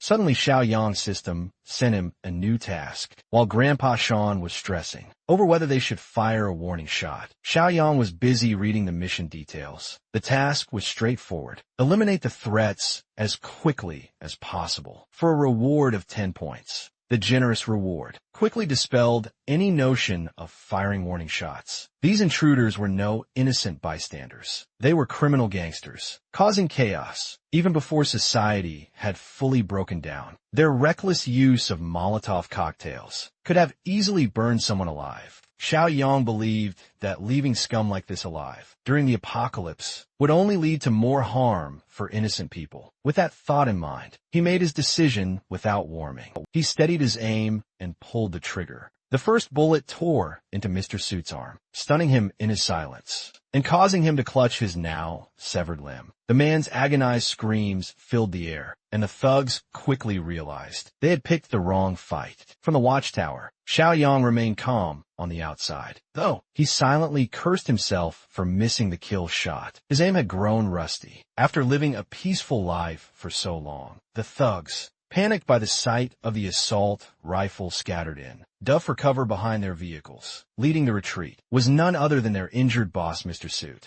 But Xiao Yang wasn't one to let his targets escape. With a grim determination, he began picking off the retreating thugs one by one. They had rained fire on his property, so he returned the favor with lead, aiming for their chest heads and anything else in his line of sight. It was a brutal slaughter. Mr. Suit, driven by pure adrenaline, managed to reach one of the vehicles and scramble inside, ignoring the bleeding stump that used to be his arm. He screamed at the driver to get them out of there. Immediately, Grandpa Sean watching from the tower, cast a worried glance at the escaping car. But Xiao Yang showed no concern. This was why he had grabbed the automatic rifle from the armory, taking careful aim. He tracked the vehicle's movements and unleashed a relentless barrage of high-caliber bullets magazine after magazine. Xiao Yang emptied his load, each shot finding its mark. Grandpa Sean observed in awe. The young man's fluid movements aiming, firing, reloading were a sight to behold. Even during his years of military service, Grandpa Sean had never seen such precision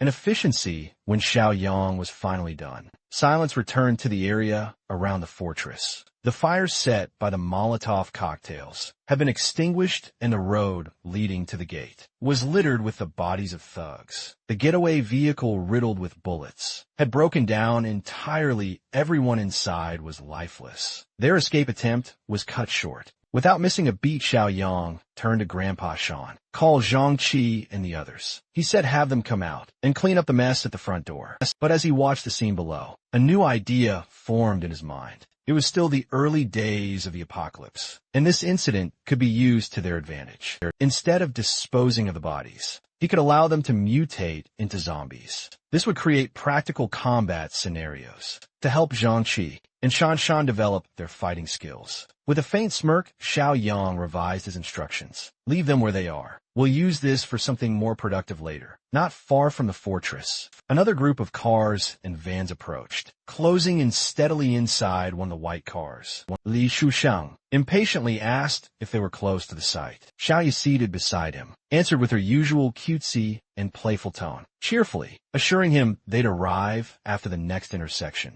In the back seat, Cui Jing was growing increasingly irritated by Xiaoya's act. To her, it was obvious that Xiaoya was putting on this performance to keep Li Shuxiang, her gangster sugar daddy, entertained. Kui Jing, being no stranger to manipulation, could easily see through another schemer's moves. When they finally pulled up to the outskirts of the fortress, Cui Jing turned to Li Shuxiang and told him to wait, while she and Xiaoya went ahead to investigate. The moment Cui Jing stepped out of the car, she tried to drag Xiaoya into her scheme, insisting that Xiaoya was the only one who knew the exact location of Xiao. Yang supposed factory Xiao Ya However didn't want to get involved, pointing out the obvious. She claimed it was the building directly ahead, adding that it was impossible to miss. She also complained that her shoes weren't suitable for walking long distances, but Cui Jing wasn't taking no for an answer, ignoring Xiao Ya's protests, even her request to grab her phone. Cui Jing physically dragged her out of the car.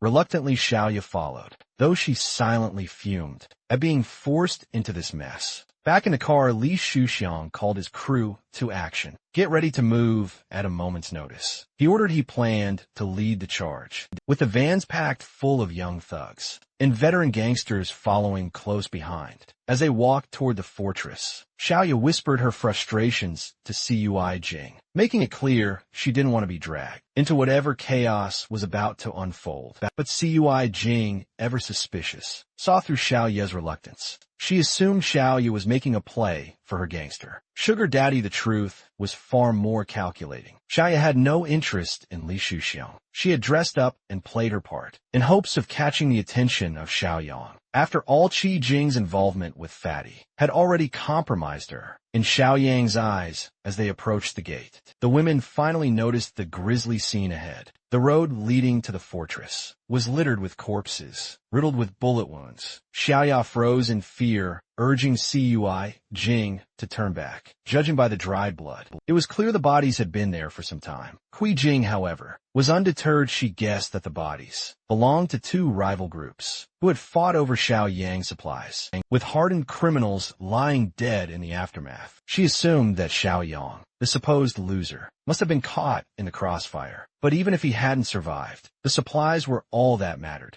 Xiaoya tried to reason with her, suggesting they let Li Shuxiang and his boys handle the situation. But Cui Jing insisted on sneaking closer to check if the factory gates were locked. What the women didn't know was that the gangster corpses had already begun mutating the virus in their systems, activating post-mortem, oblivious to the danger. The two women pressed on toward the gates, standing in front of the massive steel barrier. Xiaojia pointed out that there was no visible way to open it. The gates were sealed tight, and even the interior compound was obscured from view. That at least gave her some relief. As it suggested, Xiaoyang might still be safe and secure. Their scheming was interrupted when a voice called out from the outpost. Near the entrance, Shan, armed with a crossbow, stood guard. Putting on a tough front, she demanded to know who they were and how they'd found the fortress. Xiaojia quickly adopted a friendly tone, pretending to be an old acquaintance. She told Shan that the two of them were friends of Xiaoyang. Qi Jing, always bold, went a step further, claiming to be Xiaoyang's girlfriend.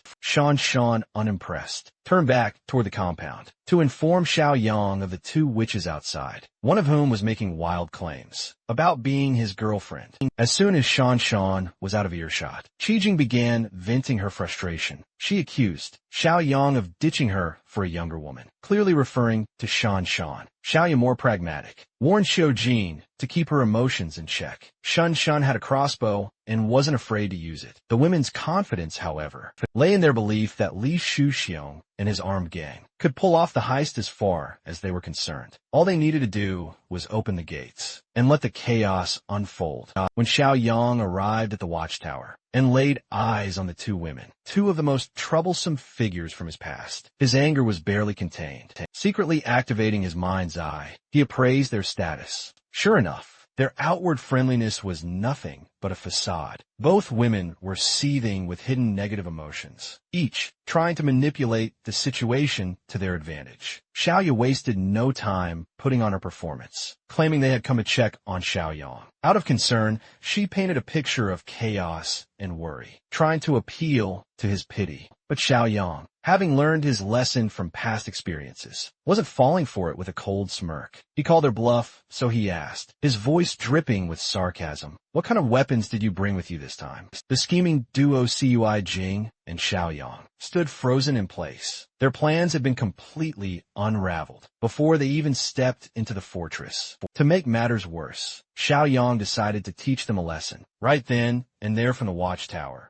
he opened fire, raining bullets onto the spot where they stood panicked. The two women screamed and danced around, dodging the shots they shouted at him, calling him crazy for being so reckless. But Xiaoyang, standing tall and calm, emptied his magazine without hesitation. Xiaoyang was terrified of the firearm and tried to appeal for a calmer, less hostile resolution. Hui Jing, however, doubled down, treating Xiaoyang as the weak, spineless fool she always thought he was. They couldn't have been more wrong. Killing them outright would have been too easy for Xiaoyang. Instead, he had something far darker and more gruesome in mind, a punishment that would match the malice in their hearts. That's when the groans started. From behind the women, the corpses of the gangster thugs began to stir. One by one, they reanimated, their bodies twisted and ravenous. Xiaoyang watched the scene from his perch, completely unfazed. The transformation of the gangsters into zombies wasn't just a terrifying spectacle. It was poetic justice leading the pack of the undead. It was none other than the cowardly Mr. Suit, still clinging to his twisted sense of importance. Even in death, the first three zombies lunged with terrifying speed, desperate to sink their teeth into fresh flesh. The women screamed and started running, barely avoiding the snapping jaws and clawing hands of the undead. Frantic and breathless, they screamed for help, their cries reaching the ears of Li Shuk-chong, still sitting in his car nearby.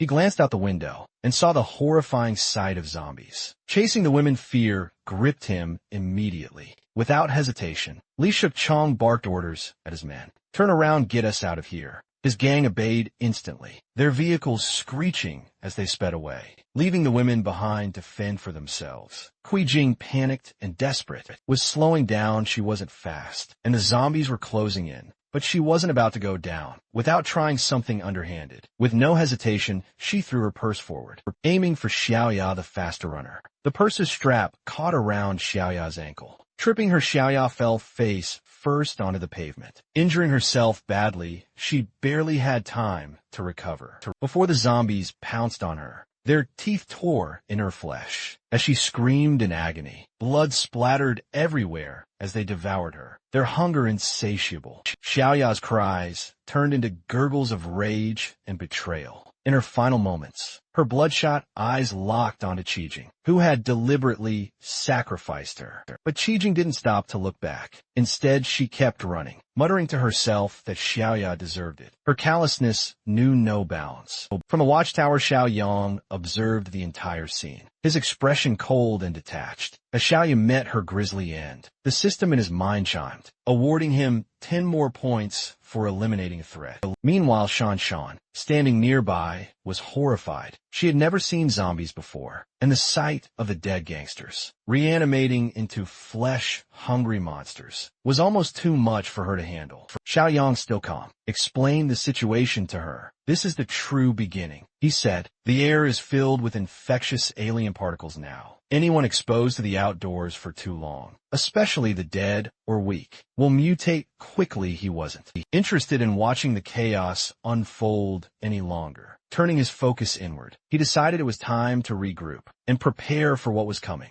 Summoning everyone in the fortress, Xiaoyang called an urgent meeting. Once everyone was gathered, he laid out his plan for the next 2 days. They needed to stay indoors. Windows and doors were to be sealed. No one was to go outside for any reason. This would give their bodies time to gradually adapt to the infection, reducing the risk of mutation. Hearing this, Zhang Qi brought up a critical concern. What about Chun Chong? He was still unconscious in the urgent care room. The mention of Chun Chong shifted the mood. While his head wound had improved, thanks to basic medical care, he still hadn't regained consciousness. Worse, his condition was deteriorating. It was clear that the infection was spreading rapidly through his body, even though his subconscious fought back against the mutation. The virus was relentless. His veins bulged visibly, the infection coursing through him like wildfire. Meanwhile, the city had descended into utter chaos. Violence and pandemonium filled the streets. Some people were trying to escape, some were losing control, and others were eating each other. Zhang Xuanji, hiding in his home and peeking through the window, muttered to himself, "It's complete madness out there." He had a plan. As soon as night fell, he would head to a warehouse to gather supplies for his family. Until then, he warned his wife and child to never open the door for anyone except him.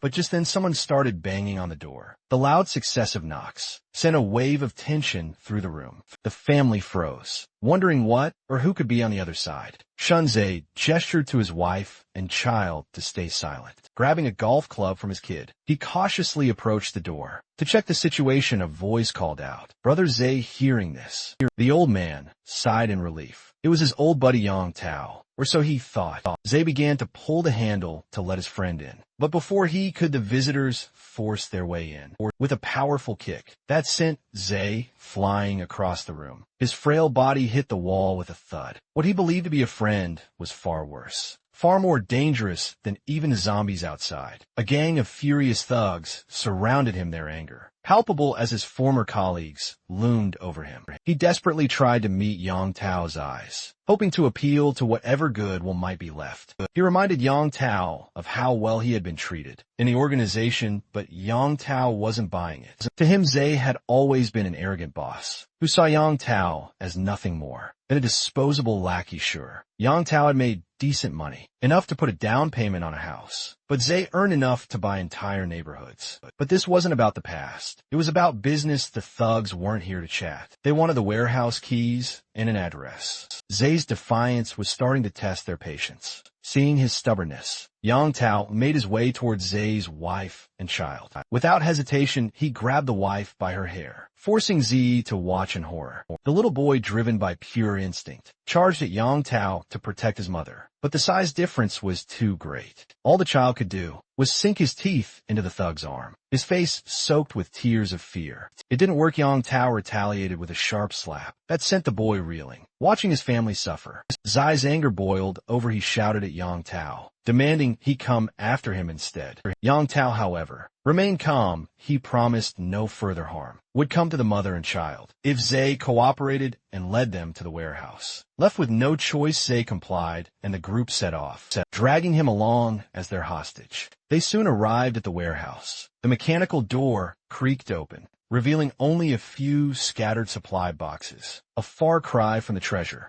trove the thugs had expected. It turned out that most of the stock had already been sold, even the nearly expired food, to a big client. Hearing the name Zhang Xiaoyang, their wealthy buyer, sparked a new idea in Yang Tao's mind. Why stop here? They could raid Zhang, Xiao Yang's factory, and claim his massive stockpile of supplies for themselves if they succeeded. They'd be set for life. Brother Z strongly advised against such a reckless plan. During his routine deliveries, he had accidentally spotted a young man carrying a gun. This led him to suspect that Xiao Yang had somehow learned about the looming disaster beforehand. Yang Tao, however, remained calm and unbothered by the mention of guns. To him, it was a matter for Brother Zai to handle, not his concern. The thug's explanation was simple yet chilling. His job was to take Zhang Xiao Yang's supplies in exchange for ensuring the safety of his wife and son. Yang Tao called it a fair trade, but Brother Zai was trapped in a terrible dilemma, torn between saving his family and his moral compass, unsure how to navigate the crisis. Back in Xiao Yang's seemingly impenetrable fortress, the situation was tense yet quieter. Following repeated failed invasion attempts, the group had assembled in the urgent care area to confront a grim reality. Their biggest problem now lay in the bed before them. Chun Chong, who had succumbed to the infection after losing consciousness for several days. He had finally woken up, but his mind was gone. His body was alive, but his humanity had been lost. His classmates were devastated. Tears flowed as they mourned their brave and kind friend. Almost everyone was crying.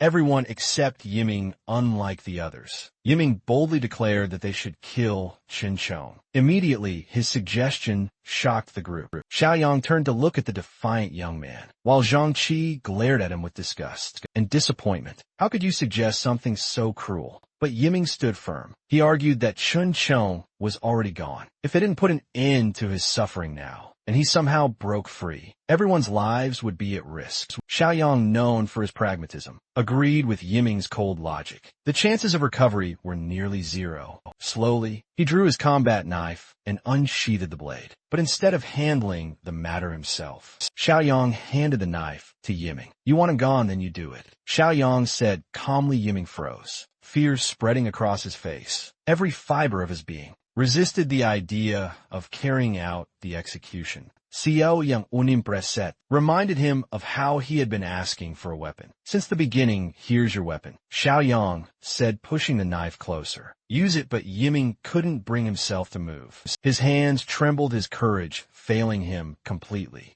After a tense moment, Zhang Qi stepped forward, swallowing his fear. He took the knife from Xiao Yang's hand. I'll do it, Zhang Qi said with determination. He wasn't proud of the decision, but he knew it had to be done. If Yiming was too much of a coward to act, then he would as he gripped the knife. Zhang Qi hesitated. His mind wrestled with the reality of the situation. Could he really go through with it? Xiao Yang, observing his hesitation, asked calmly, are you sure? Once you do this, there's no going back. If you're wrong, it makes you a murderer. Zhang Qi clenched his jaw. I trust you, he said to Xiao Yang, his voice firm despite the turmoil in his heart. Xiao Yang smiled faintly, almost as if he had expected this response. He gave Zhang Qi the green light. Januki approached Chen Chonkese bidsid, tears streaming down his face. He raised the knife high, aiming for his friend's throat. His hand shook as he prepared to strike. But just as the blade was about to pierce the flesh, Xiao Yang intervened. The knife stopped midair. Zhang Qi, startled and confused, turned to Xiao Yang, desperate for an answer. Why did you stop me? He asked with a shaky voice. The answer was straightforward. The system had given Xiao Yang an intriguing evaluation for now. He instructed everyone to leave. They had something extraordinary in their possession, a zombie that still held value. Chun Chong had transformed into a rare mutated variant, a discovery of immense significance. The group left the urgent care unit and went about their tasks within the fortress, leaving only Xiao Yang and the mutated zombie behind. Chun Chong, now a grotesque creature, thrashed violently, desperate to sink his teeth into Xiao Yang's flesh. His bulging veins, dark and foreboding, were enough to haunt anyone's dreams. But not Xiao Yang. Standing face to face with the aggressive mutant, Xiao Yang remained calm, even exhilarated, with a hint of excitement in his voice. He told the creature it had an important mission to fulfill. Outside, near the fortress, on the town's outskirts, a car was swerving uncontrollably, struggling to stay on course. With no other vehicles on the road, the poorly driven car eventually crashed into a lamppost, rendering it useless. Brother Zay stepped out, scratching his head in frustration. His bad luck had cost him a car before reaching his destination. Fortunately, the factory wasn't far, just a short walk away, so he was almost there. However, his calm demeanor quickly shifted to fear when a gang of zombie stragglers attacked. Drawn by the noise, Brother Zay foolishly shielded himself with his arm, allowing the zombie to bite deep into his flesh. He pushed the mindless monster away,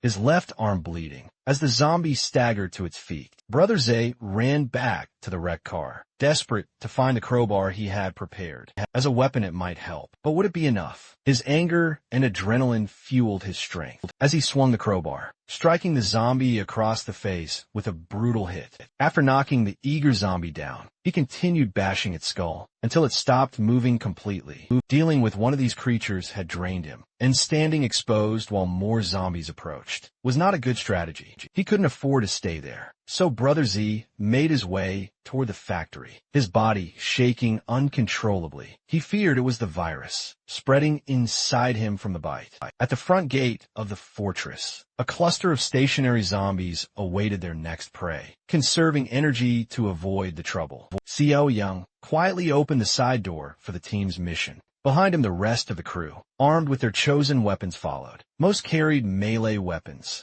and Shan Shan complained that all the gear strapped to their bodies made movement awkward. Xiao Yang explained that zombies were irrational, but powerful, and with their current combat experience, they were likely to get hurt. So the protective gear was necessary. He promised they could remove it once they were more skilled. The team crept along the building, sticking close to the walls to avoid being noticed. Immediately, as they reached the front, Xiao Yang spotted the first zombie in their path and signaled the team to prepare. Entering the zombie's detection range, it turned toward them, revealing its decaying teeth. With the battle imminent, Xiao Yang reminded his team to remember their training. Always watch each other's backs and maintain a safe distance. As the zombie charged, Xiao Yang demonstrated his impressive evasion technique, dodging its attack effortlessly. He remained calm enough to provide a lesson. In the middle of the fight, when a zombie misses its attack, he explained, survivors must take advantage of the moment. Be quick and aim for the temple or the back of the neck.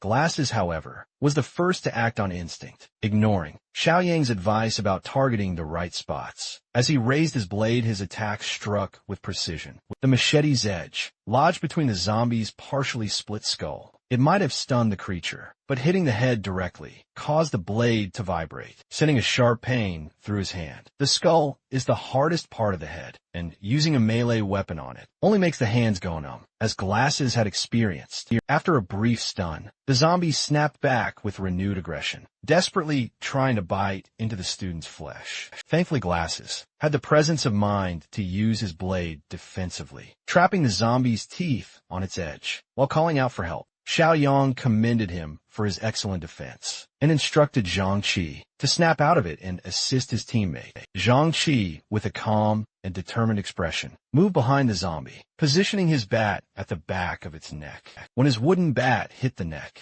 a sharp cracking sound followed. Xiao Yang was pleased with their first, real training results and reminded them that one strike wouldn't be enough. So everyone joined in to finish off the zombie. Once it was down, Zhang Qi eagerly turned to Xiao Yang, seeking validation for their successful hit. Xiao Yang only smirked as another aggressive zombie appeared, snarling and charging, hungry for human flesh. Zhang Qi's face turned worried, fearing Xiao Yang might be attacked by the mindless corpse. But instead of a bite, the group watched as Xiao Yang turned around, grabbing the zombie by the head like a toy. He pushed its mouth away from his body, while the zombie struggled helplessly. Xiao Yang reminded everyone to follow his example, always observing their surroundings and never letting their guard down. Zhang Qi took this lesson to heart, while the others were simply amazed by Xiao Yang's proficiency. With just his bare hands, meanwhile, Brother Zai, still fighting through his bite wound, inched closer to the factory gate. From his hiding spot, he could see more mutants wandering the area.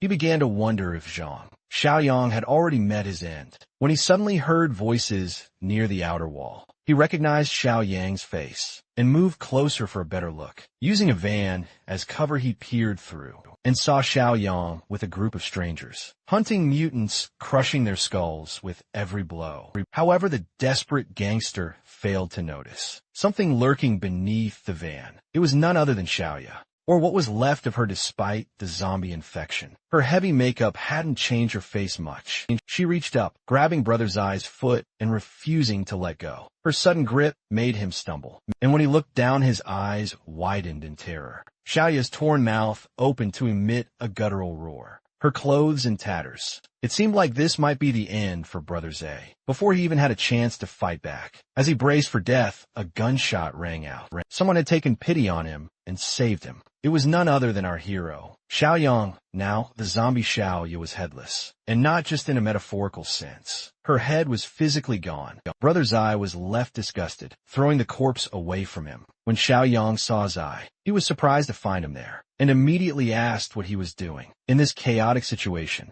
Zai, like all of his previous fake friends, didn't rush to explain himself. Instead, he pretended to be pleased to see Xiaoyang alive, even with the madness all around them. But as he got closer, Xiaoyang noticed a bite mark on Zai's arm. In the heat of the moment, Zai didn't realize it, but Xiaoyang pointed out clearly with the barrel of his automatic rifle, warning him not to come any closer. At that moment, Zai realized his fate was sealed. He wasn't giving up, though. He had one last chance to save his family. Zai begged Xiaoyang not to shoot him yet, and asked for a favor. Xiaoyang agreed to listen, but only on the condition that Zai stayed where he was. This was Zai's last effort to save his family. He was already infected, and soon he would become one of those crazy zombies. But he still had one final request. Yang Tao had kidnapped his wife and son, and was using them to blackmail Zai, forcing him to infiltrate Xiaoyang's base and seize all of its resources.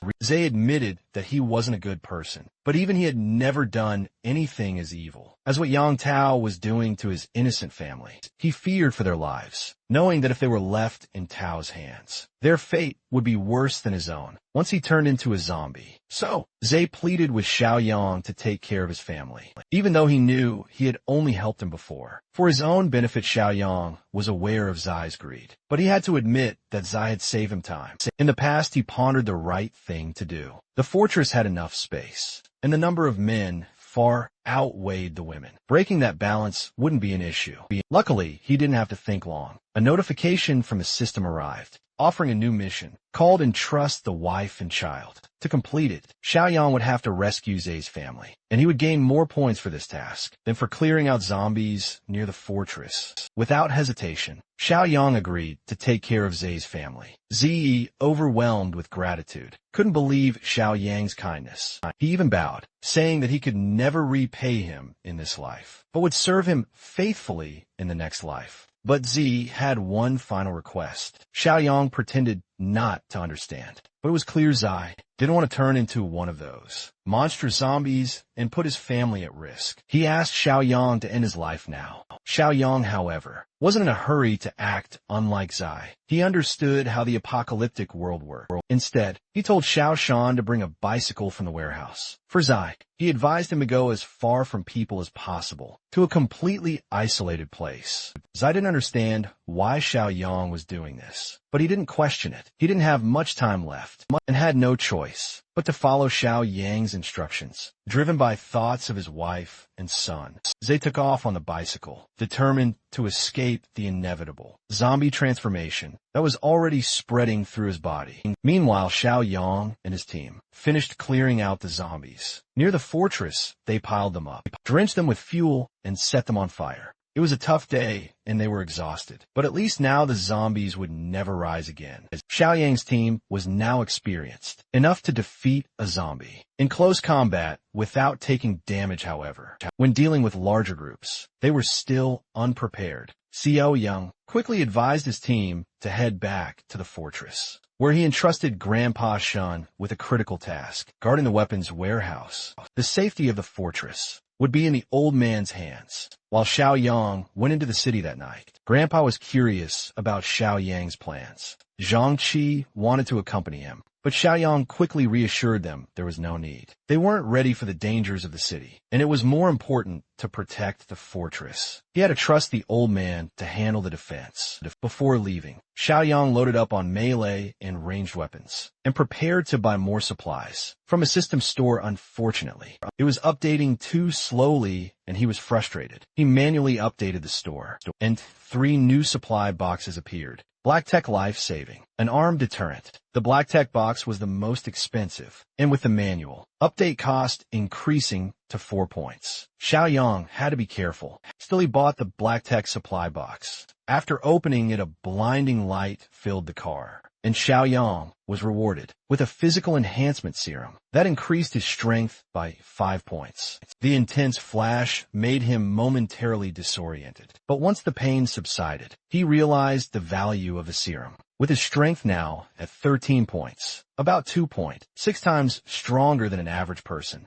he was ready for the mission ahead. Back at Brother Zai's home, things were tense. His wife was trying to reassure their son, telling him that his father would take care of everything. But Yang Tao's thugs had grown impatient. They broke into the room, and the terrified wife asked what they were going to do. The answer was clear: Yang Tao was going to have his fun. Sadly, in this apocalyptic world, no one would come to her rescue. That was exactly what Yang Tao was counting on. Xiao Li's clothes were being torn apart by a group of thugs, their faces showing not even a hint of shame. Her desperate son struggled, pushing one of them with all his might, trying to protect his mother. Just then Li, the guy with the ponytail, walked in, his eyes scanning the room. As he asked what all the noise was about, one of the goons smirked, saying they were just about to have some fun, and even invited Li to join them. But Li wasn't interested. He told them the job wasn't finished yet, and they had no time for distractions. They needed to focus and get it done. Annoyed, one of the thugs grumbled, asking what the big deal was. They'd done this sort of thing plenty of times before. That's when Li's patience wore thin. He shot the thug a sharp look and reminded him exactly who they were dealing with. This wasn't just anyone, it was Zhang Shang, Zai's wife and kid. If she couldn't take it and ended her life, Ziyi would have nothing left to lose. And when that happened, he'd come after every single one of them. None of them would make it out alive. Still, he didn't completely shut him down. He assured the thug that once they took care of Zai, they could come back and break her spirit however they wanted, not letting her rest for a single day. The thug, though disappointed, called Li a party pooper for ruining the mood. But in the end, he backed off and motioned for the others to leave. Yang Tao threw Xiao Li a chilling look on his way out, taunting her to wait for her turn. Left alone, Xiao Li and her son could do nothing but cry, helpless as night fell. Meanwhile, on the deserted streets outside, our boy was behind the wheel, cruising through the city with a lot on his mind. With 13 points in stamina, he now had more than twice the strength of an average person. His reaction time was sharper, and his control had improved significantly. As he zoomed through the cluttered streets, drifting around corners with precision, he felt the rush of adrenaline coursing through him. But the city center was up ahead, and he knew driving any further would only attract more unwanted attention. It was time to move on foot. Just as he stepped out of the car, a chilling roar echoed through the empty streets. Turning around, he spotted 2 zombies charging straight at him, but he didn't flinch in a swift move. He dodged their attack and slammed his shoulder into one of them with such force that it knocked the other down.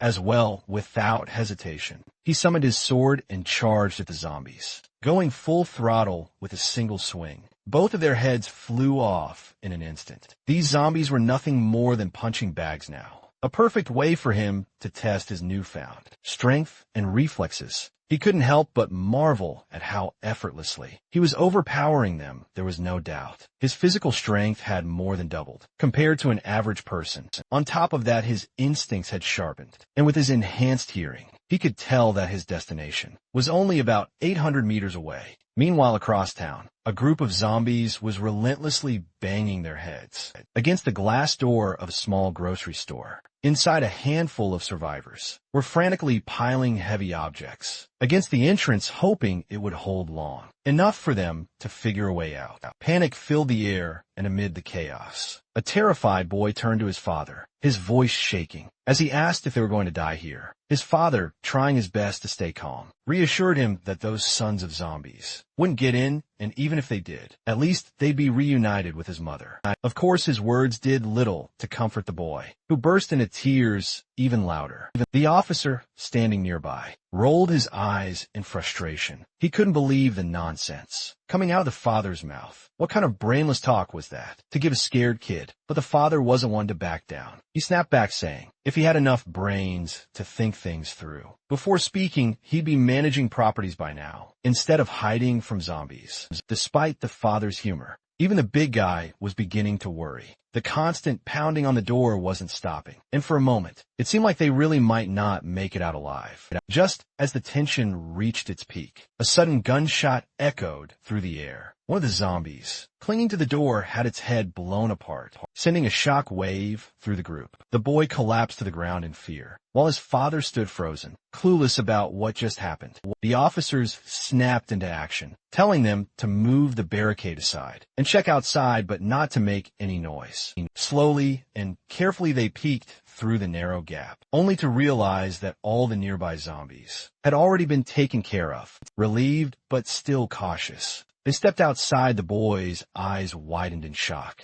as he suddenly blurted out something about a mutant. His father, confused, quickly asked what he meant. In a hushed, shaky voice, the boy explained it wasn't just an ordinary zombie out there. It was stronger, faster, and deadlier, just like in the comics, novels, and games. The father was getting more and more annoyed with his son, who couldn't stop talking about games, even in the face of danger. Frustrated, he snapped at him, wondering how his son could still be so obsessed with entertainment at a time like this. No wonder his grades were always the worst. The father thought bitterly. Don't forget that this father's name is Old Song, so we will be calling him that from now on. The officer, growing impatient, turned to him and told him to cut it out. How are grades even relevant right now? They had bigger things to worry about. He urged them to stay focused and keep an eye on their surroundings. After all, they didn't want that mutant zombie ambushing them out of nowhere. As they moved forward, the officer repeated his warning, reminding them to stay alert. Step by step, they carefully made their way toward the base. Eventually, they reached a fork in the path and came to a stop. That's when Old Song's eyes landed. Across the street, there stood a young man, clearly focused on something. It was none other than our boy, deep in thought, busy adding points to his system and fine-tuning his stats. Before anyone could think, Old Song's son suddenly screamed in panic, pointing at him and shouting that it was a mutant zombie. But the officer, being the only one with some common sense, quickly assessed the situation. This guy didn't look like a zombie at all. He looked like a survivor. Our boy couldn't help but chuckle at the boy's wild imagination and casually told him to stop jumping to conclusions. The officer, now relieved, stepped forward cautiously and warned our boy that it was too dangerous to be wandering around alone. He suggested that they should stick together if they wanted to survive and invited him to join their group. Curious but cautious,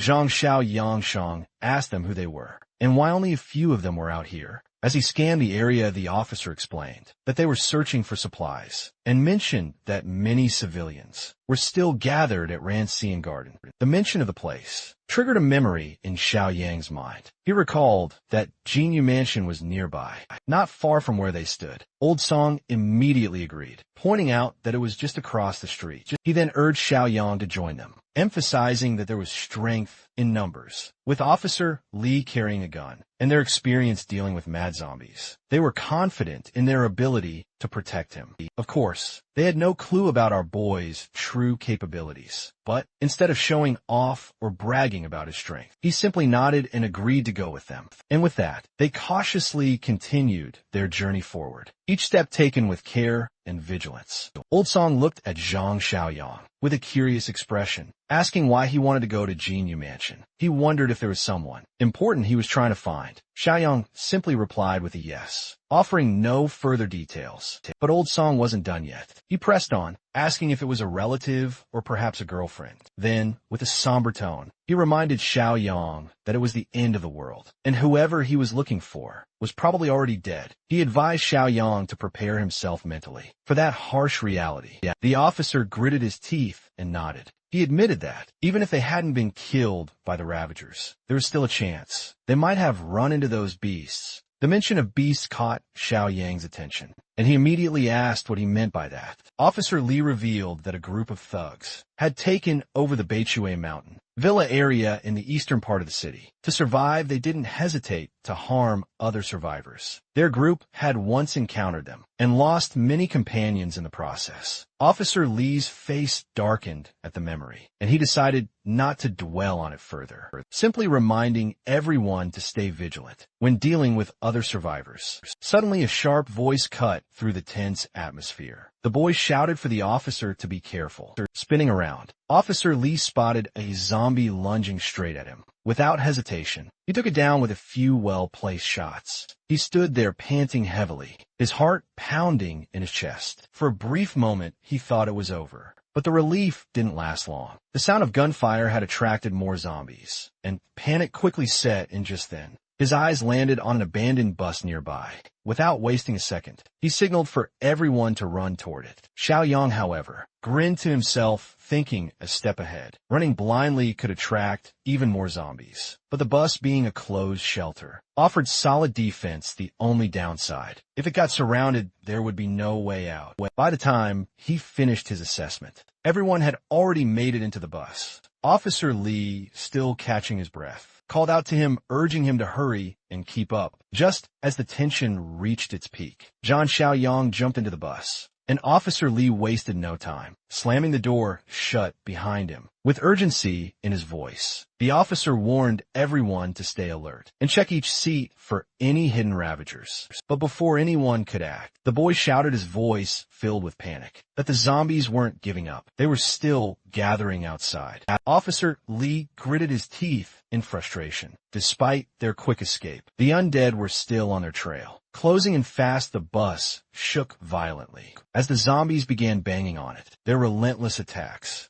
growing stronger with each passing second. The officer struggled to keep the door shut, but it was clear the pressure was becoming too much for him. Just then, Xiaoyang stepped forward and without hesitation slammed the door with such force that the zombies were thrown back, and the door sealed shut completely. Officer Lee stood there stunned, his jaw hanging open in disbelief. The sheer strength Xiao Yang displayed was beyond anything he could have imagined. Without wasting a moment, Xiao Yang came up with a plan. He firmly stated that he'd hold the door shut, buying them time, while the others should break the windows and fight back surprisingly. Officer Lee nodded, deciding to put his trust in Zhang's judgment. Without delay, they shattered the bus windows. An old song took the lead, striking down the zombies that tried to cling to the vehicle. The others quickly joined in, making sure Old Song didn't lose his balance while hanging out the window. Meanwhile, Officer Lee held back from using his bullets, carefully counting his remaining rounds. He knew he couldn't afford to waste them and needed to save them for when things got truly desperate. That's when Xiao Yang pulled out a crossbow, casually handing it to the officer. Lee stared at him in confusion, unable to comprehend how Xiao Yang had just produced the weapon. Out of nowhere, Xiao Yang simply shrugged and said he'd picked it up earlier, as if it was no big deal. With no time to question further, Old Song and Officer Lee got to work, using the crossbow and their own strength to push back the attacking horde.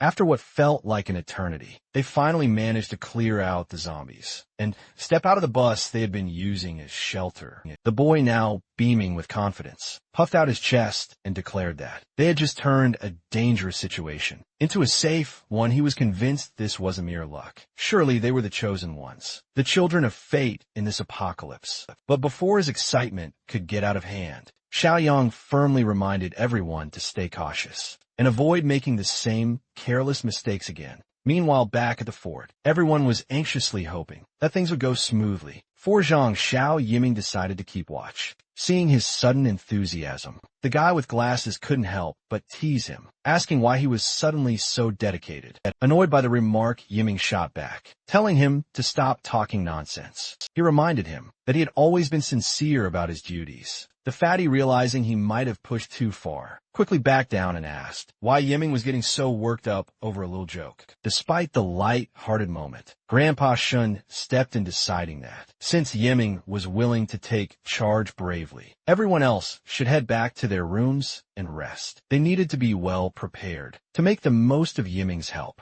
Before leaving, he advised Yiming to wake everyone immediately if anything unusual happened. As the night deepened and silence settled over the fort, Yiming sat quietly, realizing how late it had gotten. He knew the others were already fast asleep, but his mind remained focused on his real goal. He was determined to settle things. Before our boy returned in the dimly lit room, the old man slept soundly, the key to the weapons room lying just inches from his pillow. Moving with practiced stealth, Lu Yiming quietly opened the door and crept inside. Step by step, he approached the bed, his eyes fixed on the key, just as his fingers were about to grab it. The old man stirred unexpectedly, his voice breaking silence, as he groggily demanded to know what Yiming was doing. But before he could react further, Yiming landed a solid punch to his face, knocking him out cold without wasting a second. Yiming snatched the key and bolted out of the room, the old man groaning in pain, called after him, shouting for the key to be returned. His cries quickly roused the others, and within moments the entire fort was in an uproar.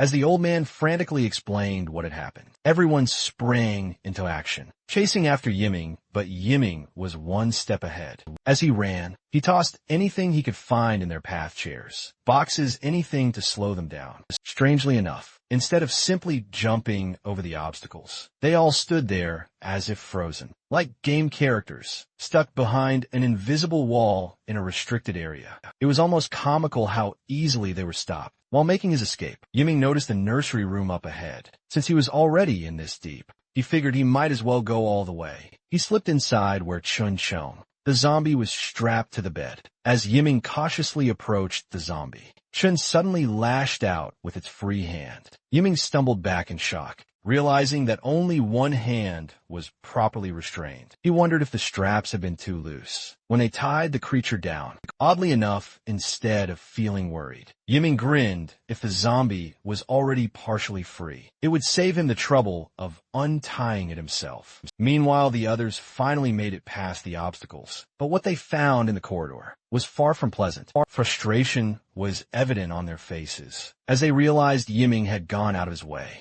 just to let Chun Chong out of the infirmary. The old man couldn't help but regret not realizing sooner. What Snake Yiming was but Sean. Sean quickly reminded him that there was no point in regretting now. They needed to focus on what to do next. With all their weapons locked in the warehouse, their first priority was to make sure the zombie was secured. Back in the infirmary, Grandpa Sean decided they should use the method Zhang Xiaoyang had taught them earlier. Stay cautious and avoid letting the monster get too close. With that in mind, they cautiously approached the zombie. In a swift move, Zhang Qi grabbed the creature by the neck, while the other two quickly pinned its hands down. The old man, taking charge, pointed toward the infirmary and told them to drag it back inside. With a quick countdown of 3, they shoved the zombie back into the infirmary and locked the door as securely as possible. Once the door was shut, Zhang Qi couldn't help but wonder aloud if restraining the zombie had been easier than expected. Surprisingly, everyone else felt the same way. But before they could dwell on it, the old man brought them back to reality, reminding them that they had wasted too much time. By now, that little brat must have already grabbed all the weapons. And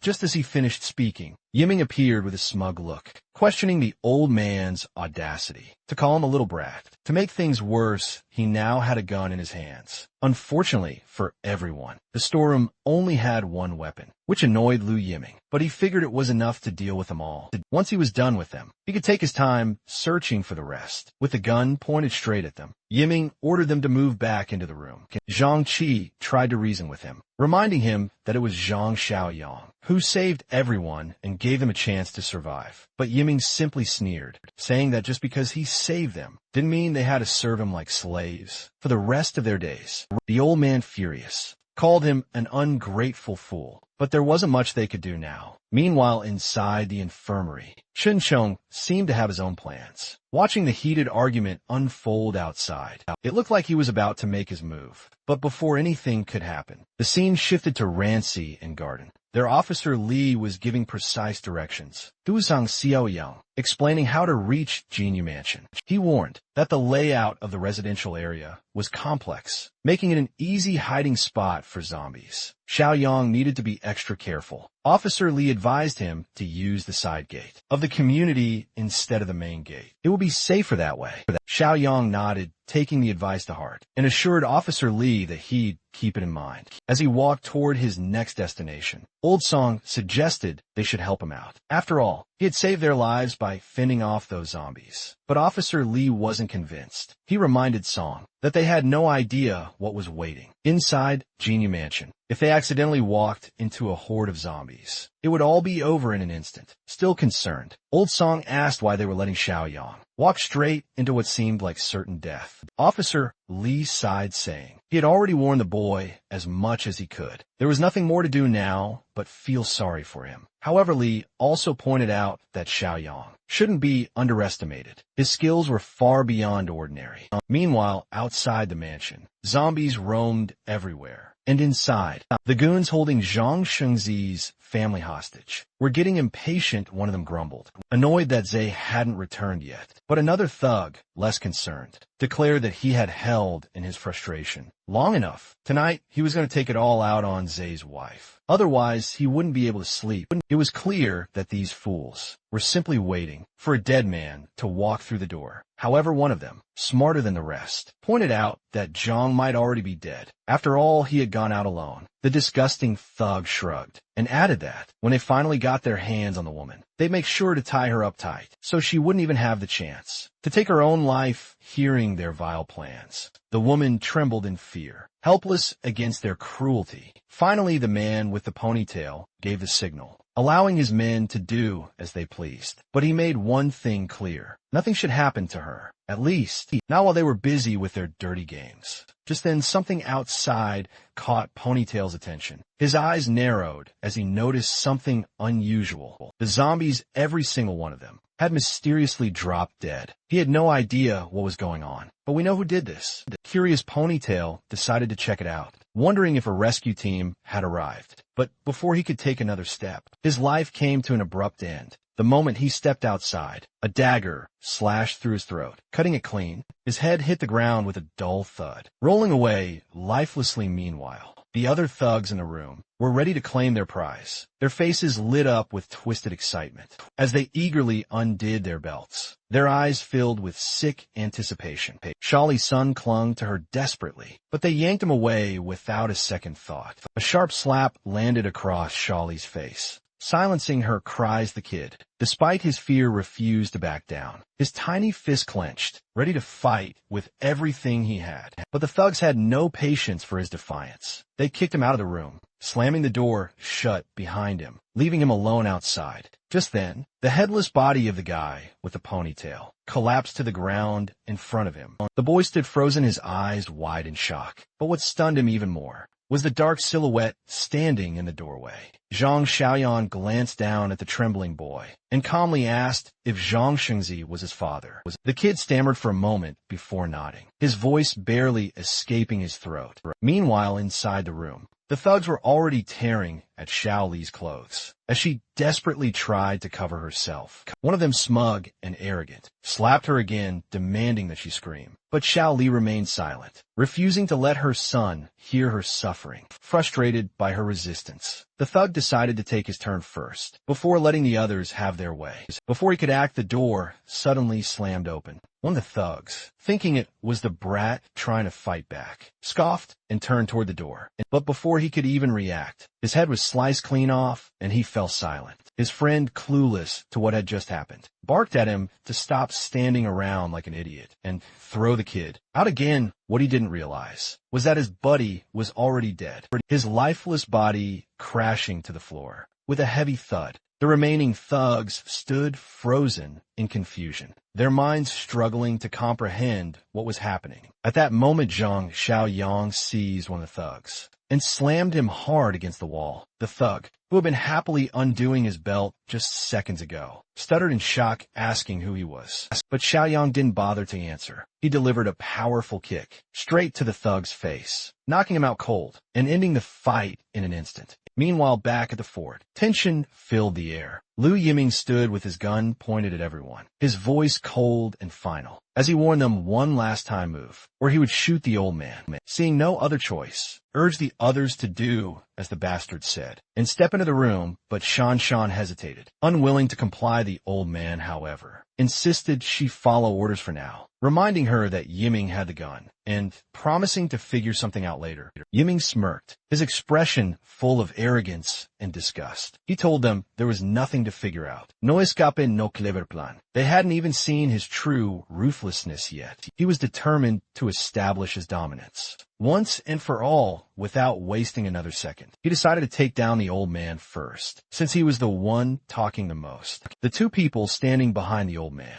desperately tried to talk him out of it, but before they could finish, a sudden noise froze everyone in place. The infirmary door's lock began to rattle. In the next instant, with a loud swing, the door flew open, leaving everyone in shock. To their disbelief, it was Chun Chong. Somehow, even in his berserk state, he had managed to unlock the door himself. It seemed impossible, ridiculous even, but there he was free, and it was clear he had only one target in mind. His deadly gaze locked onto Yiming, like a predator eyeing its prey. Panic washed over Yiming as he quickly raised his gun, determined not to let this monster, who could open locked doors at will, live a second longer. He pulled the trigger without hesitation, but to his horror, the gun jammed. His eyes widened in despair as he realized he was completely screwed. Before he could even react, Shin Chong lunged at him with terrifying speed. In a flash, he tore Yiming apart, ending the reign of the bastard, who had kept everyone on edge for so long.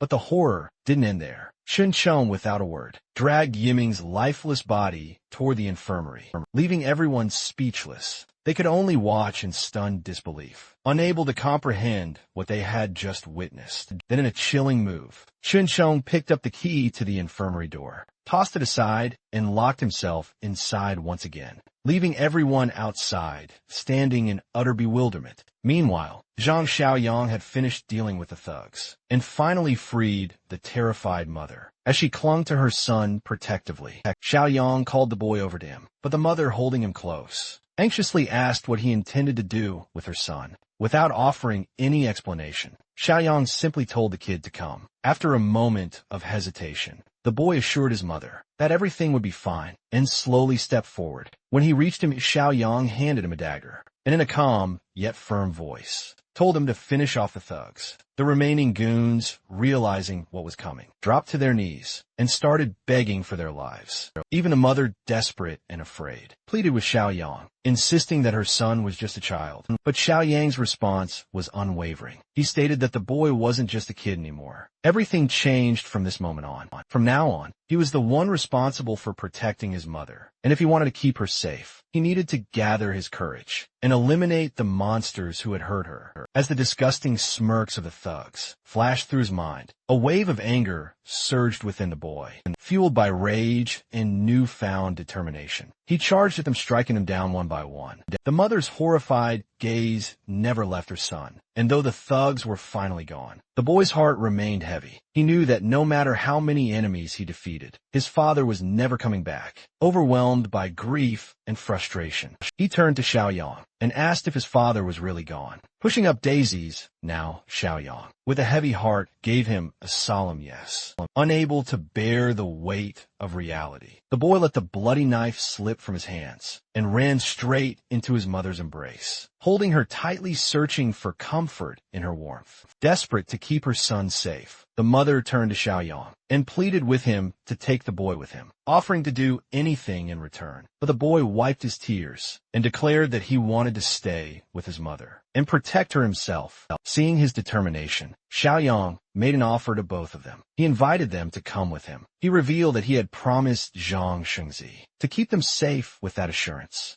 The mother and son agreed to follow him, walking past the lifeless bodies of the thugs who had once tormented them. As they moved on, the boy Shuai glanced at the corpses scattered around, fear creeping into his eyes. What terrified him more, however, was the man who had taken them down so effortlessly. Noticing the unease in the boy's face, Xiao Yang, with his usual calm, simply stated that he was the one who had dealt with them all. Just then Xiao Yang raised his hand, signaling them to stop. His sharp instincts picked up on something suspicious. Nearby, the scene shifts to Building 8, where a group of looters stands outside, demanding supplies from the terrified residents inside. They shout threats, assuring everyone that if they surrender their resources, they'll be spared, but deep down, everyone knows it's a lie. Inside the apartments, tension fills the air as our team debates whether they should give in. The fear is real, but Officer Lee quickly shuts down the idea. His voice firm, he reminds everyone that these looters are nothing more than animals. They won't keep their word. If they surrender, the men will be killed, and the women, well, they'll suffer a fate worse than death. The pressure is too much for one of the women, and she hesitantly suggests going outside to beg for mercy, but another woman immediately protests,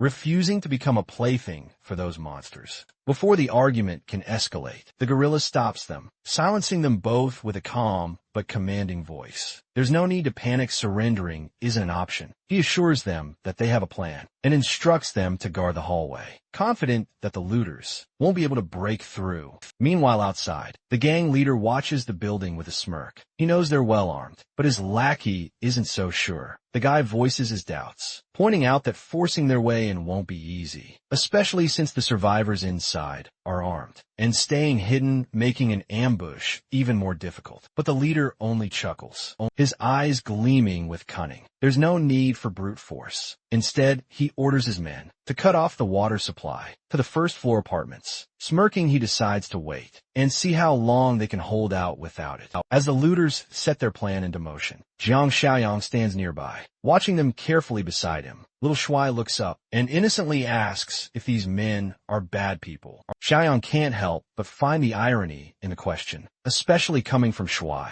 the same kid who just took down 3 grown men with nothing but a dagger. Xiao Yang reminds him that these are the same kind of people who bullied his mother, and that's exactly why they need to be dealt with. Back inside, Officer Lee takes charge, instructing everyone to guard the stairs and stay hidden. He plans to check things out himself. Moving cautiously, he creeps over to the window and sneaks a glance outside. 7 looters, all armed, 3 of them carrying guns. Just as he processes the situation, a sudden loud bang echoes through the air, catching him off guard. His heart pounds in his chest as the rest of the group freezes, confusion and fear spreading through them. No one knows what just happened. As the chaos unfolds, bullets tear through the air, ripping apart the thugs. One of their men goes down, and the rest are left clueless, frantically looking around to figure out who's attacking them. That's when Brother Lee spots Zhang Xiaoyang, gun in hand, steadily making his way forward.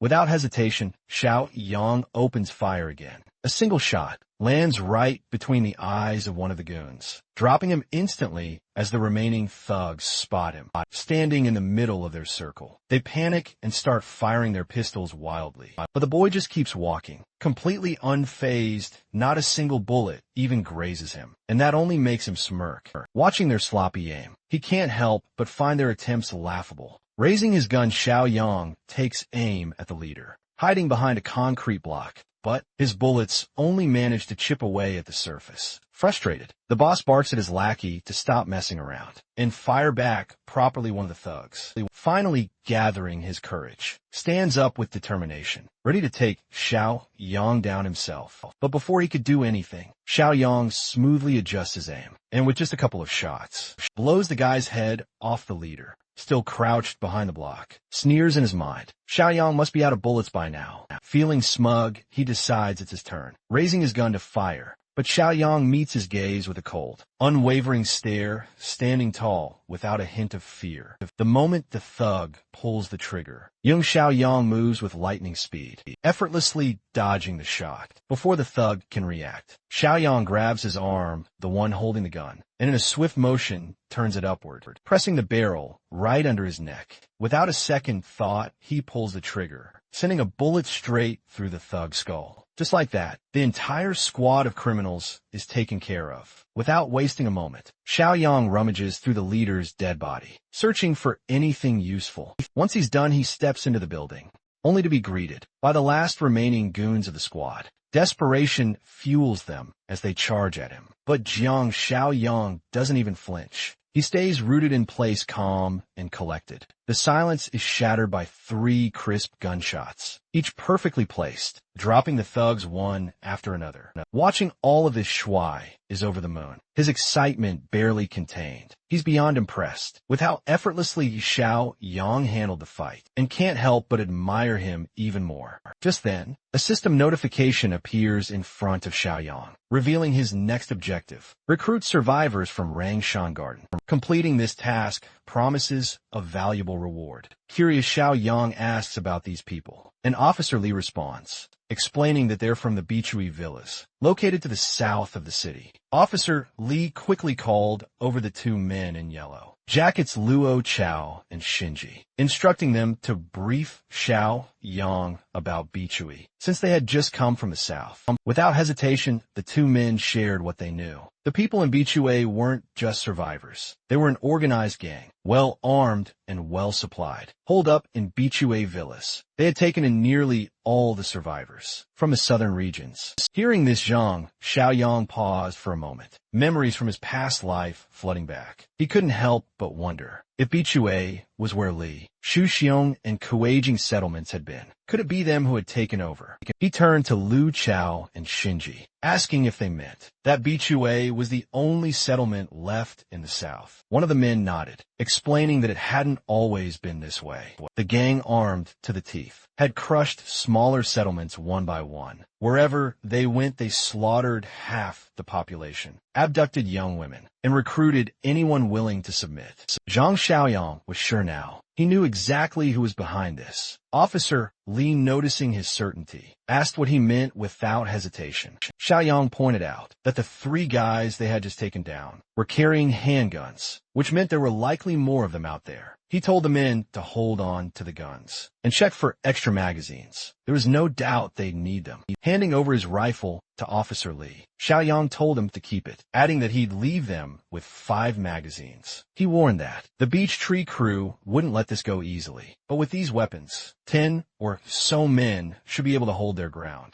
Xiaoyang then instructed them to stay put for a couple of days, while he reorganized things back home. After that, he would return and personally deal with the Beichui gang. His words left one of the men standing nearby in shock. He pointed out that the gang was probably dozens of times stronger, if not more. It wasn't a small task to go against them. Officer Li, clearly concerned, tried to talk him out of it. He suggested that it wasn't worth the risk, and that they could always look for another place to settle. But Xiaoyang simply told him not to worry. He already had unfinished business with the Beechway crew besides. In a few days, he planned to come back with a bigger vehicle and evacuate everyone to the east of the city, near the old Tea City, where he was building a stronghold. He would need all the help he could get. With that, Xiaoyang turned to leave, casually tossing a goodbye over his shoulder and telling them to take care of themselves. At the Beitu mountain base, zombie bodies were hanging like grim decorations. Inside, Li Shuixiong was attending a meeting. Held around a table, a man wearing glasses. Chief Lin questioned Li Shuixiong on whether he had fixed the supply issue yet. Shuixiong answered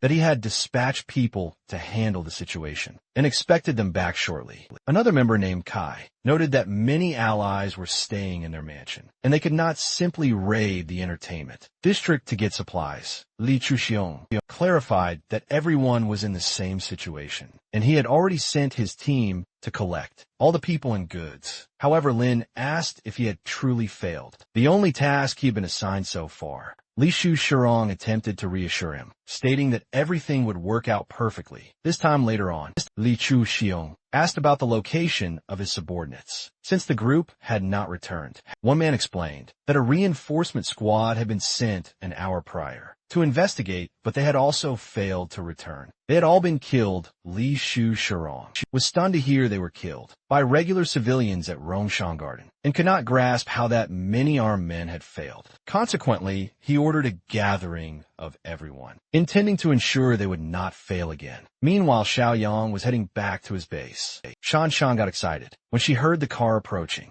Upon his arrival, he finished the mission and gained 25 more system points, bringing his total to 36. Shan Shan felt relieved to see him return. Xiaoyang asked if Yiming was a traitor. Surprised Shan asked if he had been aware of that the entire time. Instead of answering, Xiaoyang told Jiang Qi to take Xiao Li and her son to the infirmary. Afterward, they asked if he really knew Yiming was the traitor. Xiaoyang clarified that he wasn't certain, but he had a suspicion that one of Jiang Qi's friends was a problem. Because of this, he had only left a fake weapon in the armory to avoid larger risks. Grandpa Shun then mentioned another significant topic. He noted that Chong, who was in the infirmary, was acting strangely. Xiaoyang replied that he already knew Chong was a special zombie and an extremely rare mutant. Entering the infirmary, Xiaoyang asked if Chong understood him and instructed him to blink 3 times if he did. Chong complied. Xiaoyang explained that after the apocalypse began, some of the infected underwent different mutations. These rare mutants possessed higher intelligence and more potential than standard zombies, and they could keep pieces of their previous memories. He noted they were very fortunate that Chong was one of these rare types. As Chong walked, he intentionally stepped on Yiming's head, then gave a small grin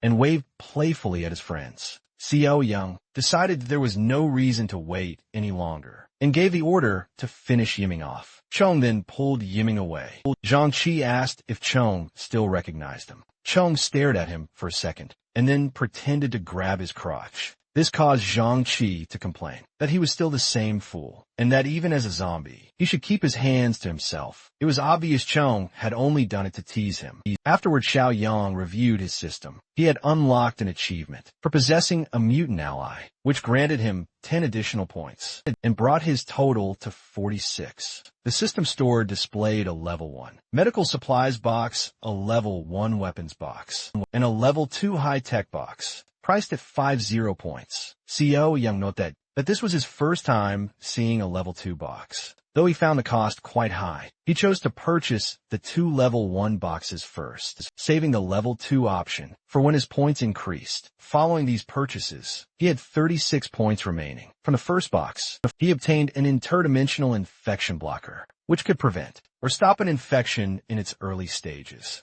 even if someone was contaminated, though was unable to reverse a full mutation. Inside the second box, he discovered a sniper rifle, along with a large amount of ammunition. He felt the boxes were very valuable, since he now had the literal ability to stop a person from becoming a zombie next. He examined his upcoming mission, which offered 25 points for successfully recruiting the survivors. From rank C in Garden, he decided to open the level 2 box at a later time and set out for the mission the following day. Meanwhile, outside, Chong was disposing of Yiming's body. The next morning, Xiaoyang started the initial marksmanship and shooting drill with the group, using cans and bottles for target practice. After some time, he told Shin to bring everyone together because there were survivors in Rangshin Garden, and he intended to relocate them to the base. Later that day, Chong was picked to accompany him on this task. During the journey, they encountered an abandoned bus blocking the road and had to clear out all the zombies inside by force. After that, Xiaoyang gave Chong the key to unlock his muzzle. He explained that Chong didn't need to wear it while they were alone, but he would have to put it back on once they entered Ranshin Garden to avoid frightening anyone. At the same time, Li Shuxuang was organizing his task force with the intent of finishing the mission once and for all. He was determined not to suffer another loss. Against Rangshan Garden using the bus, he had claimed. Xiaoyang moved forward without pausing, driving over any zombies in his path and maneuvering through the abandoned vehicles. On the road, there was no traffic to stop him, so he used the opportunity to clear the route. Without concern, meanwhile, in the 8th building, the survivors met to divide the small amount of food they had left. Despite their hardships, everyone remained alive. A boy staying there with his father heard a vehicle getting closer. The group's police officer went to check and saw that it wasn't Xiaoyang arriving, but a group of thugs. They were heavily armed and clearly prepared to attack and seize the building. The officer identified them as the bandits from Bicham Mountain and cautioned that they were not friends. Song noted that they were seeking revenge this time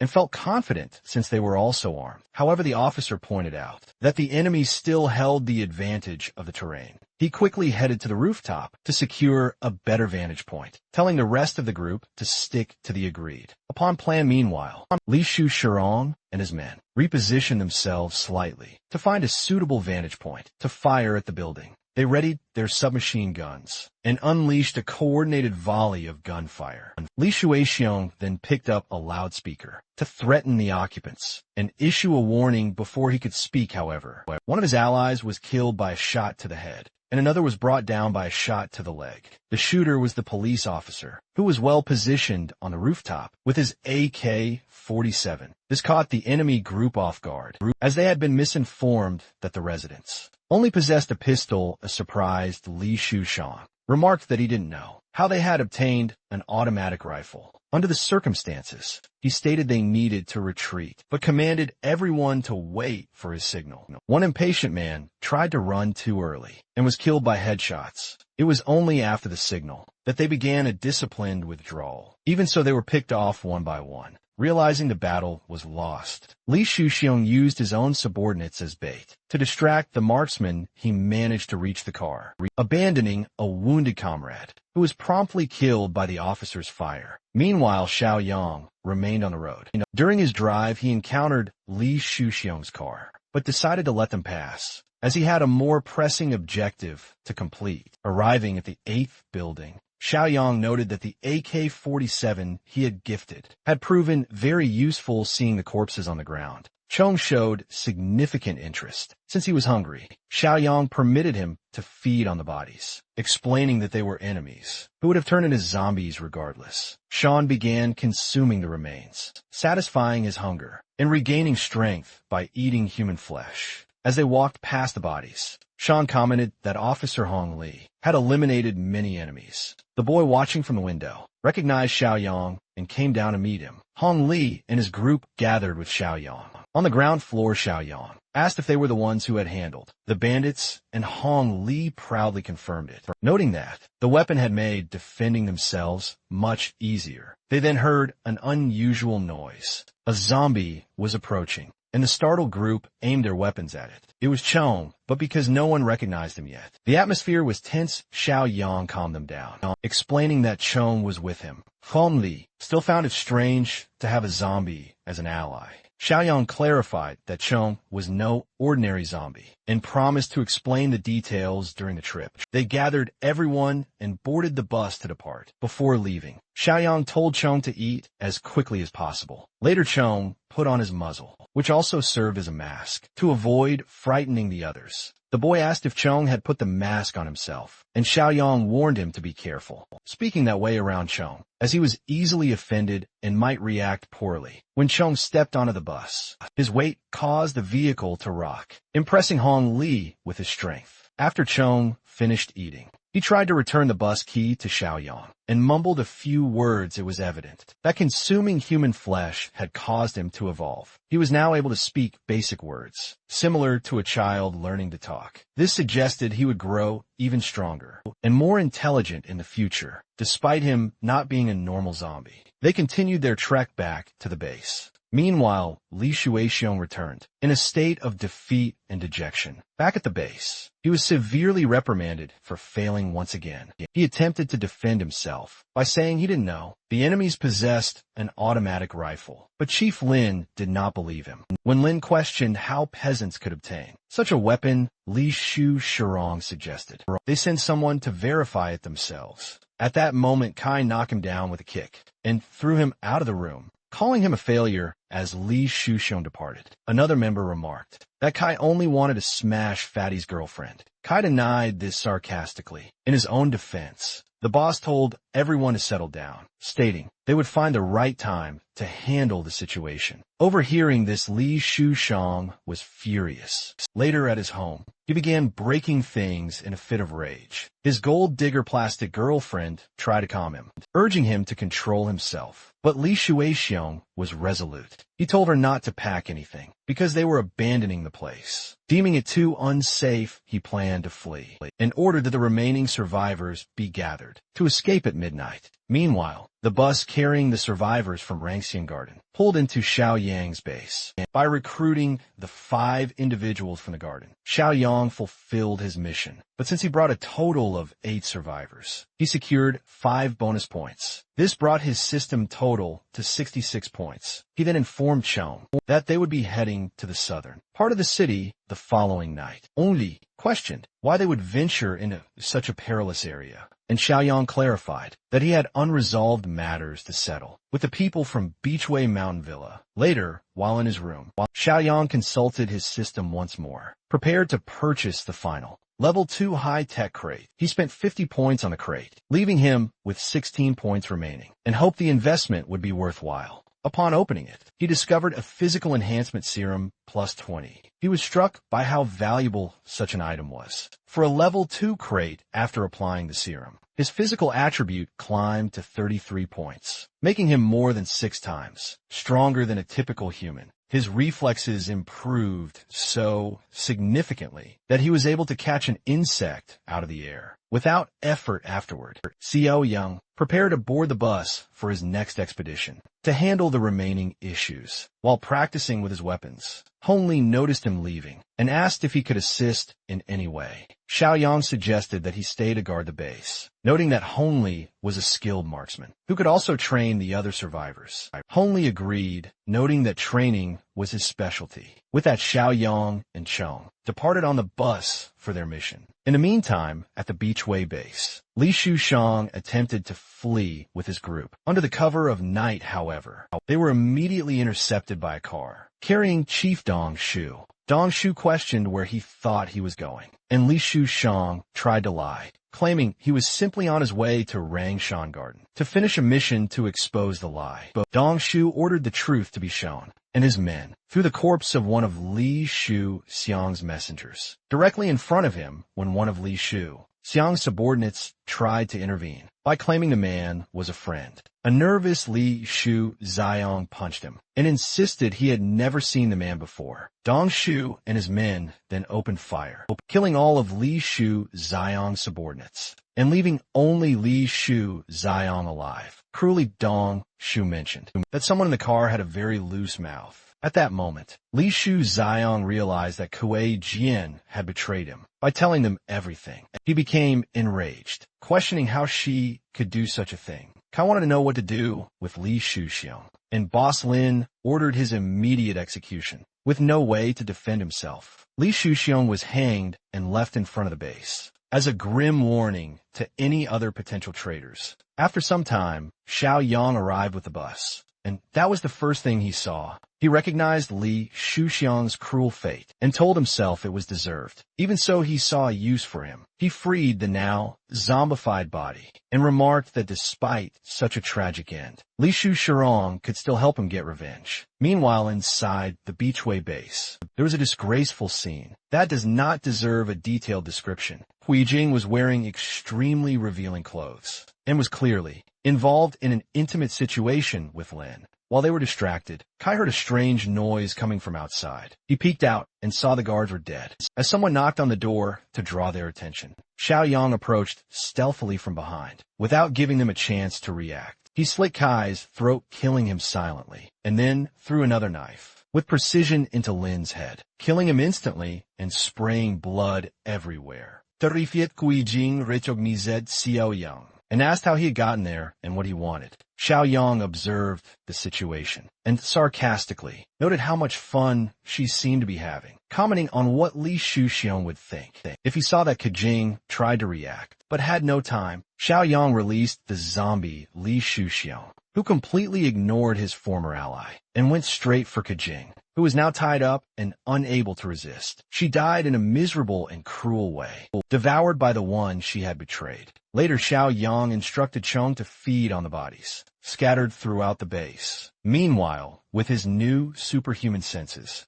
Xiao Yang heard something coming from a nearby building. They were the voices of hostages, being threatened by the bandits. One said a child would be perfect as meat, but the boss, an obese man, disagreed, saying she was too skinny and suggested taking another. Chubbier boy, the child was torn from her mother's arms, while she begged for mercy, crying and pleading for them to spare her son. In the midst of that horror, they heard a loud crash outside. The boss thought it was the sound of shotgun, but another reminded him only he had such a weapon. Just as the child was handed back to her mother, the door slowly opened. The boss ordered one of the men to check, but he regretted it immediately. He was violently grabbed by Chong, who appeared like a predator. The bandits fired desperately, but couldn't stop him. Chong smashed through the window as if it were paper, broke the boss's neck, and massacred all the remaining criminals, with brutal force, sparing only the hostages. The people, terrified, didn't know what to think of that monster, and wondered what kind of zombie he was. Not to attack them, Xiao Yang arrived shortly after,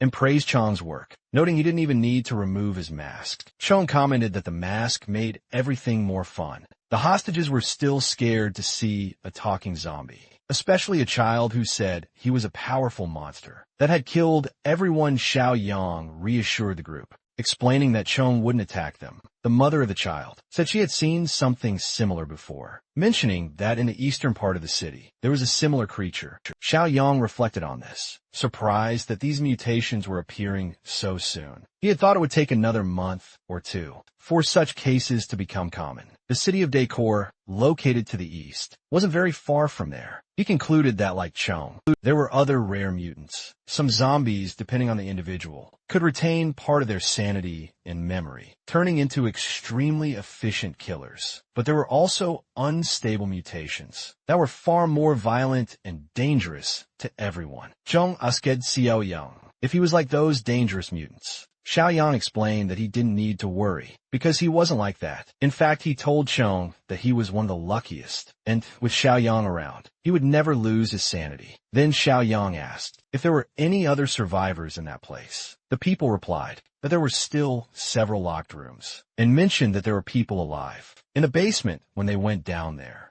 they found a terrible scene. It looked like a human slaughterhouse, full of human remains. Xiao Yang thought that might explain why there were no other survivor groups in that area. They must have killed so many people on purpose. He considered that either the meat had been wasted because there weren't enough people to eat it, or it was being used to feed zombies. Xiao Yang asked about the situation in an office they had mentioned earlier. One of the men explained it was about a kilometer away, near the south gate, where several people had been locked up and would probably suffer the same fate. That was when Xiao Yang received a new mission from a system called Utopia Subpar. The goal was to expand and improve the community, aiming for the highest score possible. At that moment, he had only 2 progress points and would earn 20 system points upon completing the objective, in addition to the 36 he already had at the sales office previously mentioned.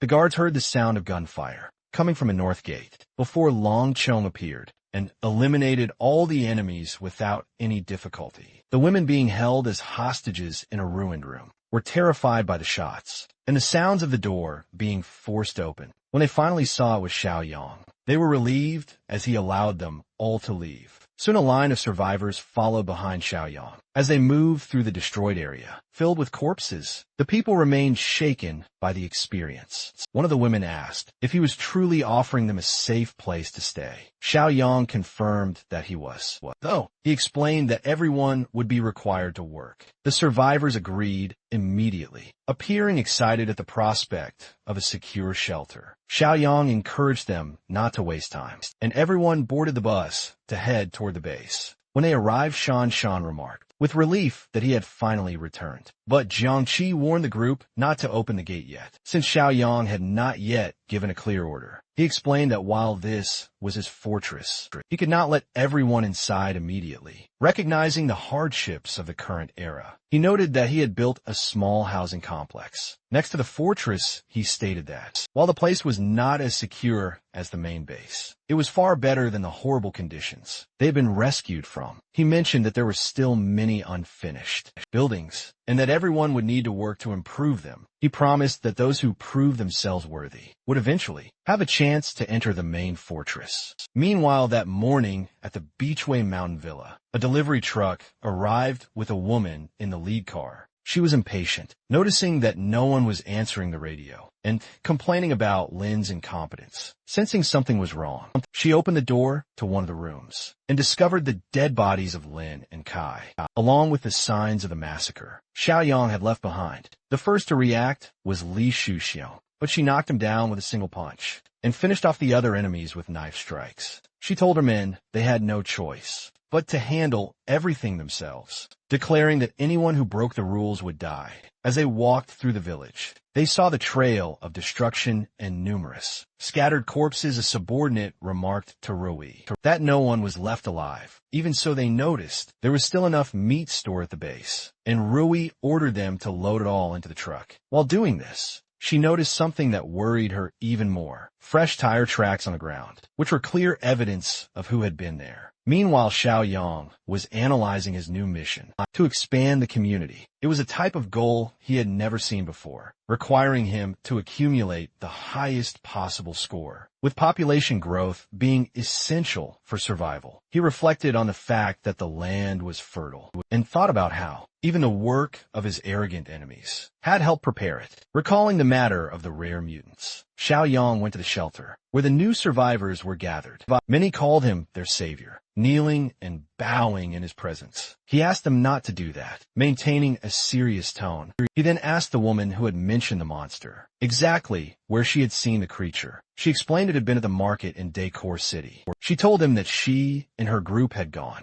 there for supplies when they encountered the terrible creature. Many were killed, causing widespread panic. She had managed to escape with her daughter and ran toward Beachway Mountain, thinking they would be safe, only to be captured by bandits. Xiaoyang thought about Decor City and Sean. Sean tried to talk him out of going, saying he didn't need to face the creature, since they had enough supplies. Xiaoyang, however, argued that they could not remain idle, because acquiring more resources would benefit everyone. He considered the most important factor to be that Decor City was only 2 kilometers away, and they could not allow that monster to become a threat to the base. The woman, frightened, tried to stop him by saying the creature killed anyone it saw. Xiaoyang confidently replied that he knew what he was doing. He asked Jiangqi to call Chong because they were going to visit the city to solve the problem in Decor City. Another group of survivors gathered inside an old real estate office. Among them, an arrogant man argued with his secretary about searching for supplies in a nearby supermarket. The manager, who knew the area, believed there might still be items there, though another man was more pessimistic, suggesting it had likely been looted already.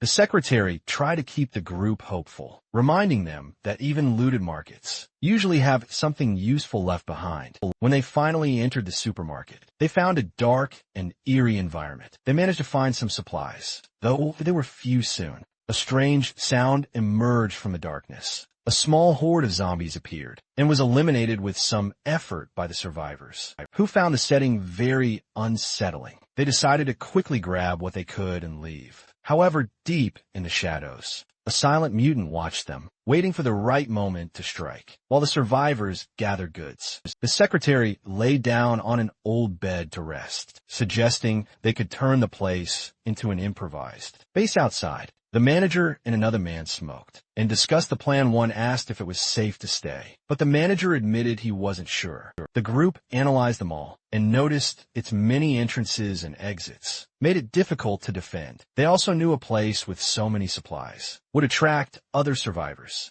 As he explained this, one of the men was suddenly caught off guard when a blade sliced through his throat. The attack came from a mutant, who killed him, remarking that fresh meat was the best. One survivor tried to flee, screaming for help, but only managed a few steps before being cut in half. The others panicked and ran in fear. But the mutant warned that no one would escape. One by one, they were all killed brutally. The secretary got closest to the door, running with all her hope, but something reached her. It was Chung, who completely ignored her and kept going. Then Xiaoyang appeared and tried to calm her, telling her not to be afraid. The secretary recognized him as the boy who had bought that piece of land, and he remembered her as well. Her name was Ning Wan, and she had sold him the land. She confirmed this, but warned that they needed to run because of a monster or ghost in the building. Xiaoyang, however, said everything was fine and assured her the monster would soon be eliminated. When Ning Wan looked to the side, she was shocked to see Chong fighting the large mutant. Chong defended himself easily,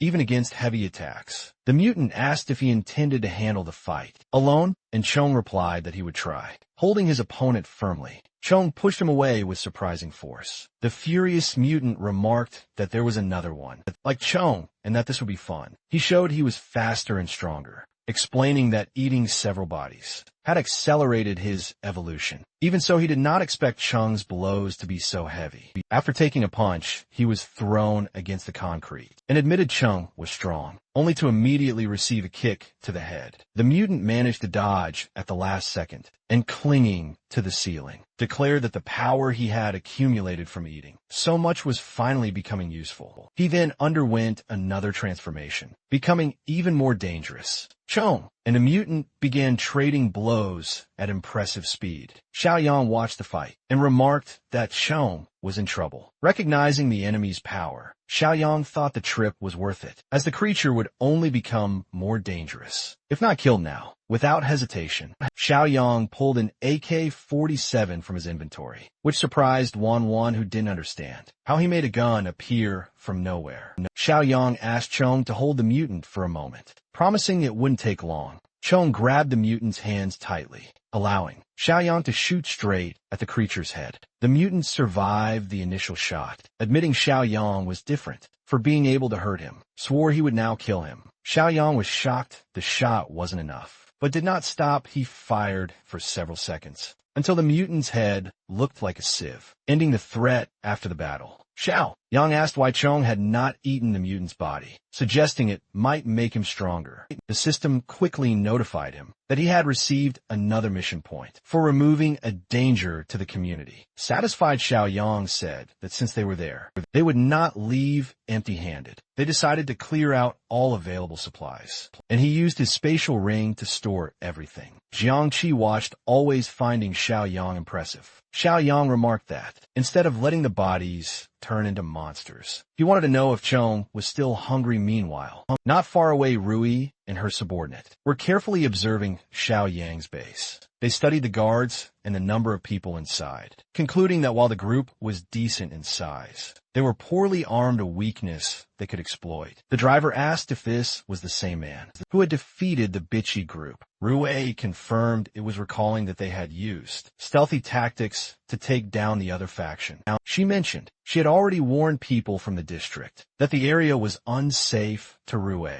It looked like a divine gift, a new location to turn into her own base. Her companion even joked that he almost felt guilty when the driver asked if the plan was to attack. Immediately, Rui was clear that they would not. They would return a plan better, regroup, and bring heavier weapons to attack with everything they had. Meanwhile, Xiaoyang and his group were heading back to their base. Wan asked if the place was truly as good as described. Jiangqi confirmed it was, mentioning they even had hot showers. Wan became excited at the idea, but Xiaoyang xiaoyang noticed something strange, seeing people approaching. He told everyone to arm themselves, and Jiang pulled out his machine gun. As one car passed the other, Xiaoyang started at Ruiye and received a new mission from the system, called Nemesis Villain Volume 1. He needed to resist the enemy invasion to earn 50 system points. Shuang wondered if that woman was planning to invade his base. Later, Xiaoyang spoke with Shan, asking if she had seen anything suspicious that day. She mentioned seeing a car in the distance, without knowing its direction, and asked if he had noticed anything strange. Xiaoyang suggested they ask Grandpa Shan to call everyone for a meeting, because they had an important announcement. Meanwhile, at a coal mine in the southern suburbs, some survivors were walking around using communicators. They had been lured there by a message promising a base. They were searching for the exact location when Rui's car and her team approached. She asked if they had come because of the message and if they wanted to see the base. The survivors confirmed they had, impressed by Rui's appearance, and she replied they had arrived at the right time, asking them to follow her. The men showed suspicious intentions. Later at the base built in the coal mine, the group was very impressed by the scale of the place, saying they had finally found a good home. One of them asked for a bathroom, and Rui smiled, telling him to follow her. While the two of them were in the bathroom, Rui followed the man inside. He seemed to pick up on what he thought were her intentions and told her not to be shy, however. Rui did not hesitate and press a knife to his neck. She explained coldly that she thought they would be good survivors, but they turned out to be a disappointment. When she finished, Rui calmly returned and saw that her subordinates had already completed the rest of the work. All the survivors were dead. She stated they would soon call for transport to take the bodies away back at Xiaoyang's base. Everyone had gathered. Hongli asked if someone really wanted to attack, and who they were. Xiaoyang explained they lacked clear information on the enemy, but needed to prepare for an attack at any moment. He said that Chong and Jiang would go with him to finish the construction of the unfinished structures, and that they planned to temporarily move the refugees. There many people, including little Xiaoyu, volunteered to help, showing a willingness to cooperate. Wanwan, noticing the tension, decided she would go as well. Hongli and Grandpa Shang were left in charge of defending the base, while the rest of the group went to the abandoned buildings to salvage what they could.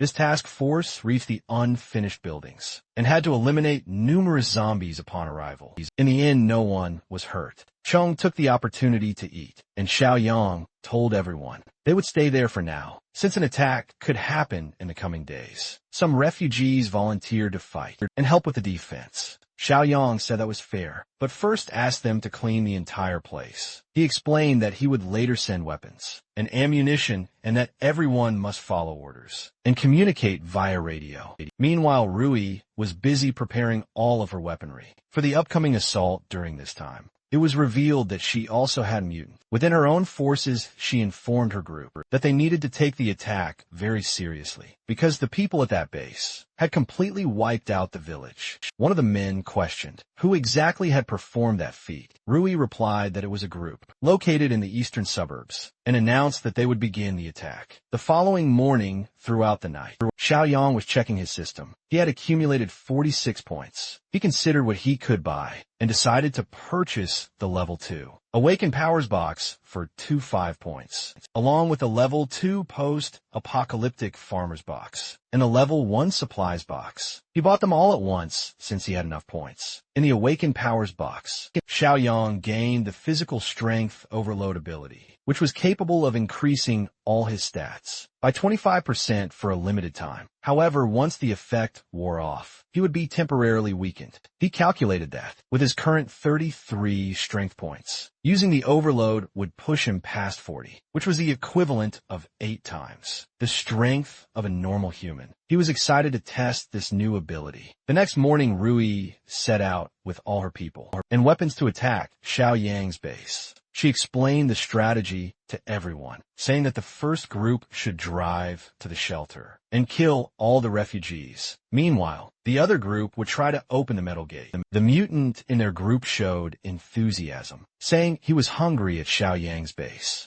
Hongli was analyzing the terrain and commented that he had found good spots for cover, even if the view was a little more limited. Then from the watchtower, Xiaoyang told him not to worry, since that would not be a big problem. Hongli asked why that was, when Xiaoyang remembered that Hongli had worked as a sniper for years. Hongli corrected him, saying he had only worked for a few months. But Xiaoyang asked if he could shoot accurately. Between 100 and 200 meters, Hong Li interrupted, saying there was no need to worry, because he could shoot well up to 500 meters. Xiaoyang thought that was more than enough. Soon after, Jiang appeared carrying something very heavy. When he opened the crate, everyone saw it was a Barrett, which was an impressive elite weapon. Hong Li was surprised, saying he was not even sure he should be touching something of that level. Xiaoyang said he could use it, but warned they only had 2 magazines, meaning 10 bullets in total. Even so, Hong Li was thrilled with the weapon. Xiaoyang then asked Jiang if the rest of the people were ready, if they should put everyone on alert, since the enemy could arrive at any moment.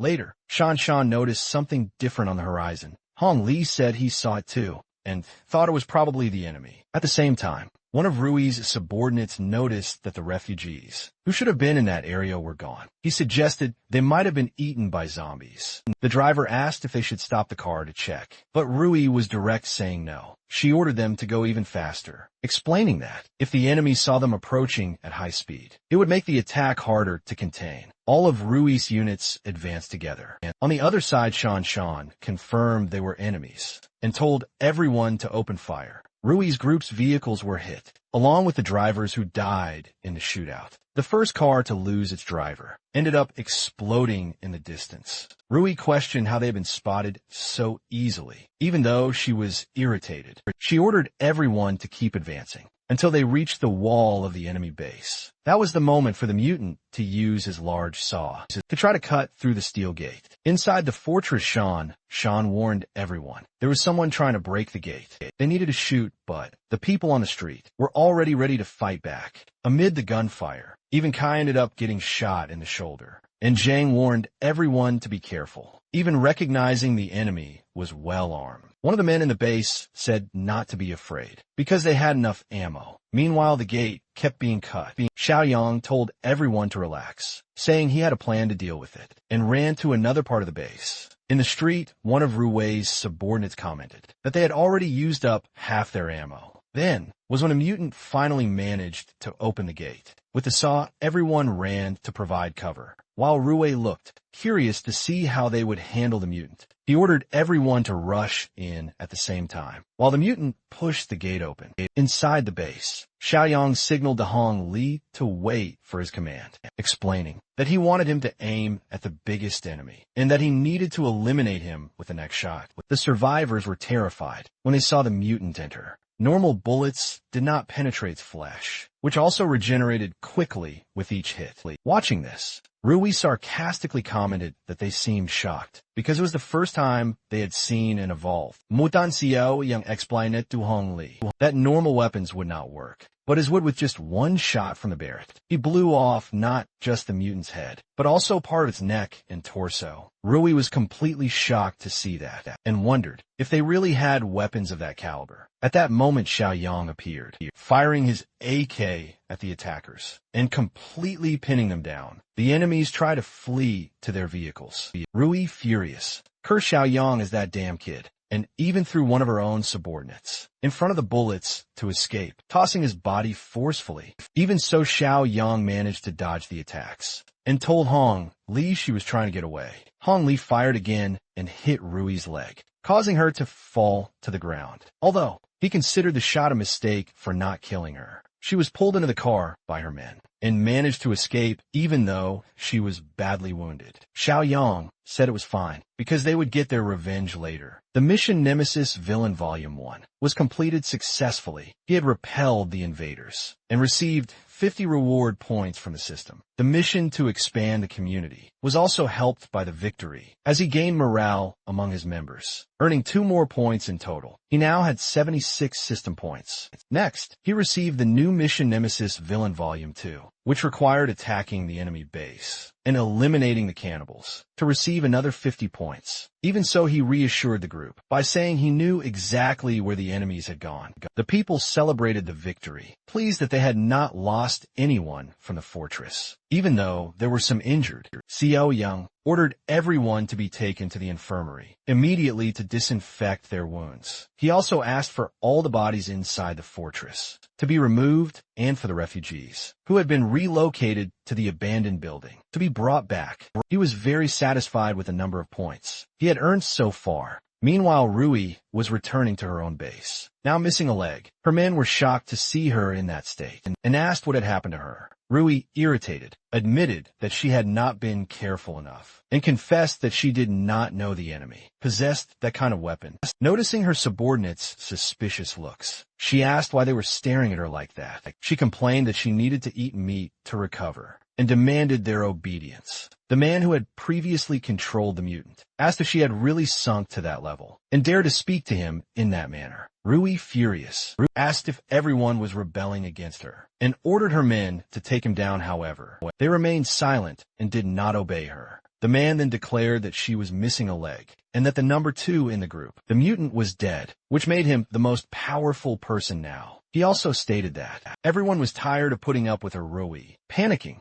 asked if they were really rebelling against her, but she was surrounded and brutally killed by her own men, who lynched her to death soon after. They called that subordinate the third boss, but he declared that he was now the first. Even so, one of the men warned him that their defenses were very weakened, since Rui and the mutant were dead, and many of them had been lost in the battle. They especially feared encountering that other man. Again, the new boss understood that he was talking about the guy known as the Tentacle Man, but he replied that they might think about looking for shelter later. Later on, Xiaoyang and Jiang arrived at the coal mine. They confirmed it really was the hideout of those cannibals. Xiaoyang told them to advance carefully and make noise, to confuse anyone who might still be around. They passed by Rui's destroyed body along the way. Hong Li commented that they were monsters for having killed their own people. Xiaoyang replied that it was not surprising at all. Jiang, remembering the large mutant they had fought, remarked that was quite different from Shone. Hong Li agreed, saying he had heard something about evolution, and asked what exactly an evolved being was, and how someone reached that point. Xiaoyang explained that it was through consuming human flesh, which was the most direct way for zombies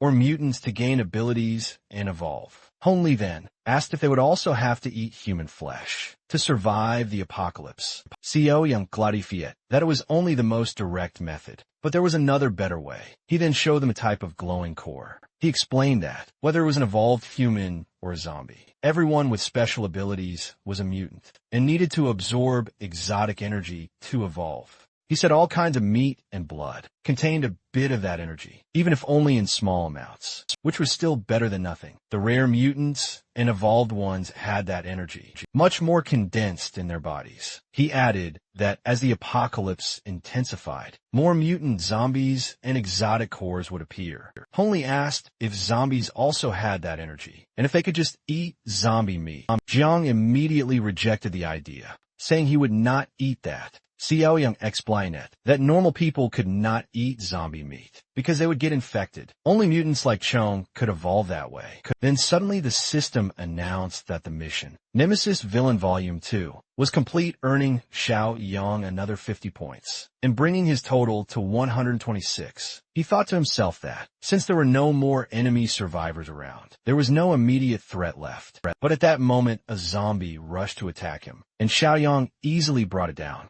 without giving a chance. That zombie had approached without making any sound, showing it was special. Xiaoyang took a core from inside it and offered it to Jiang and Hong Li. Jiang refused, but Hong Li decided to consume both cores at once because he wanted to get stronger. Soon after, he really felt much more powerful. Xiaoyang remarked that Hong Li would become an evolved, but even so his strength still would not be enough to dominate the apocalypse. Hong Li promised he would not get arrogant. With the immediate danger gone, Xiaoyang decided that everyone would return to the base. This was the perfect chance to unload them onto Xiao.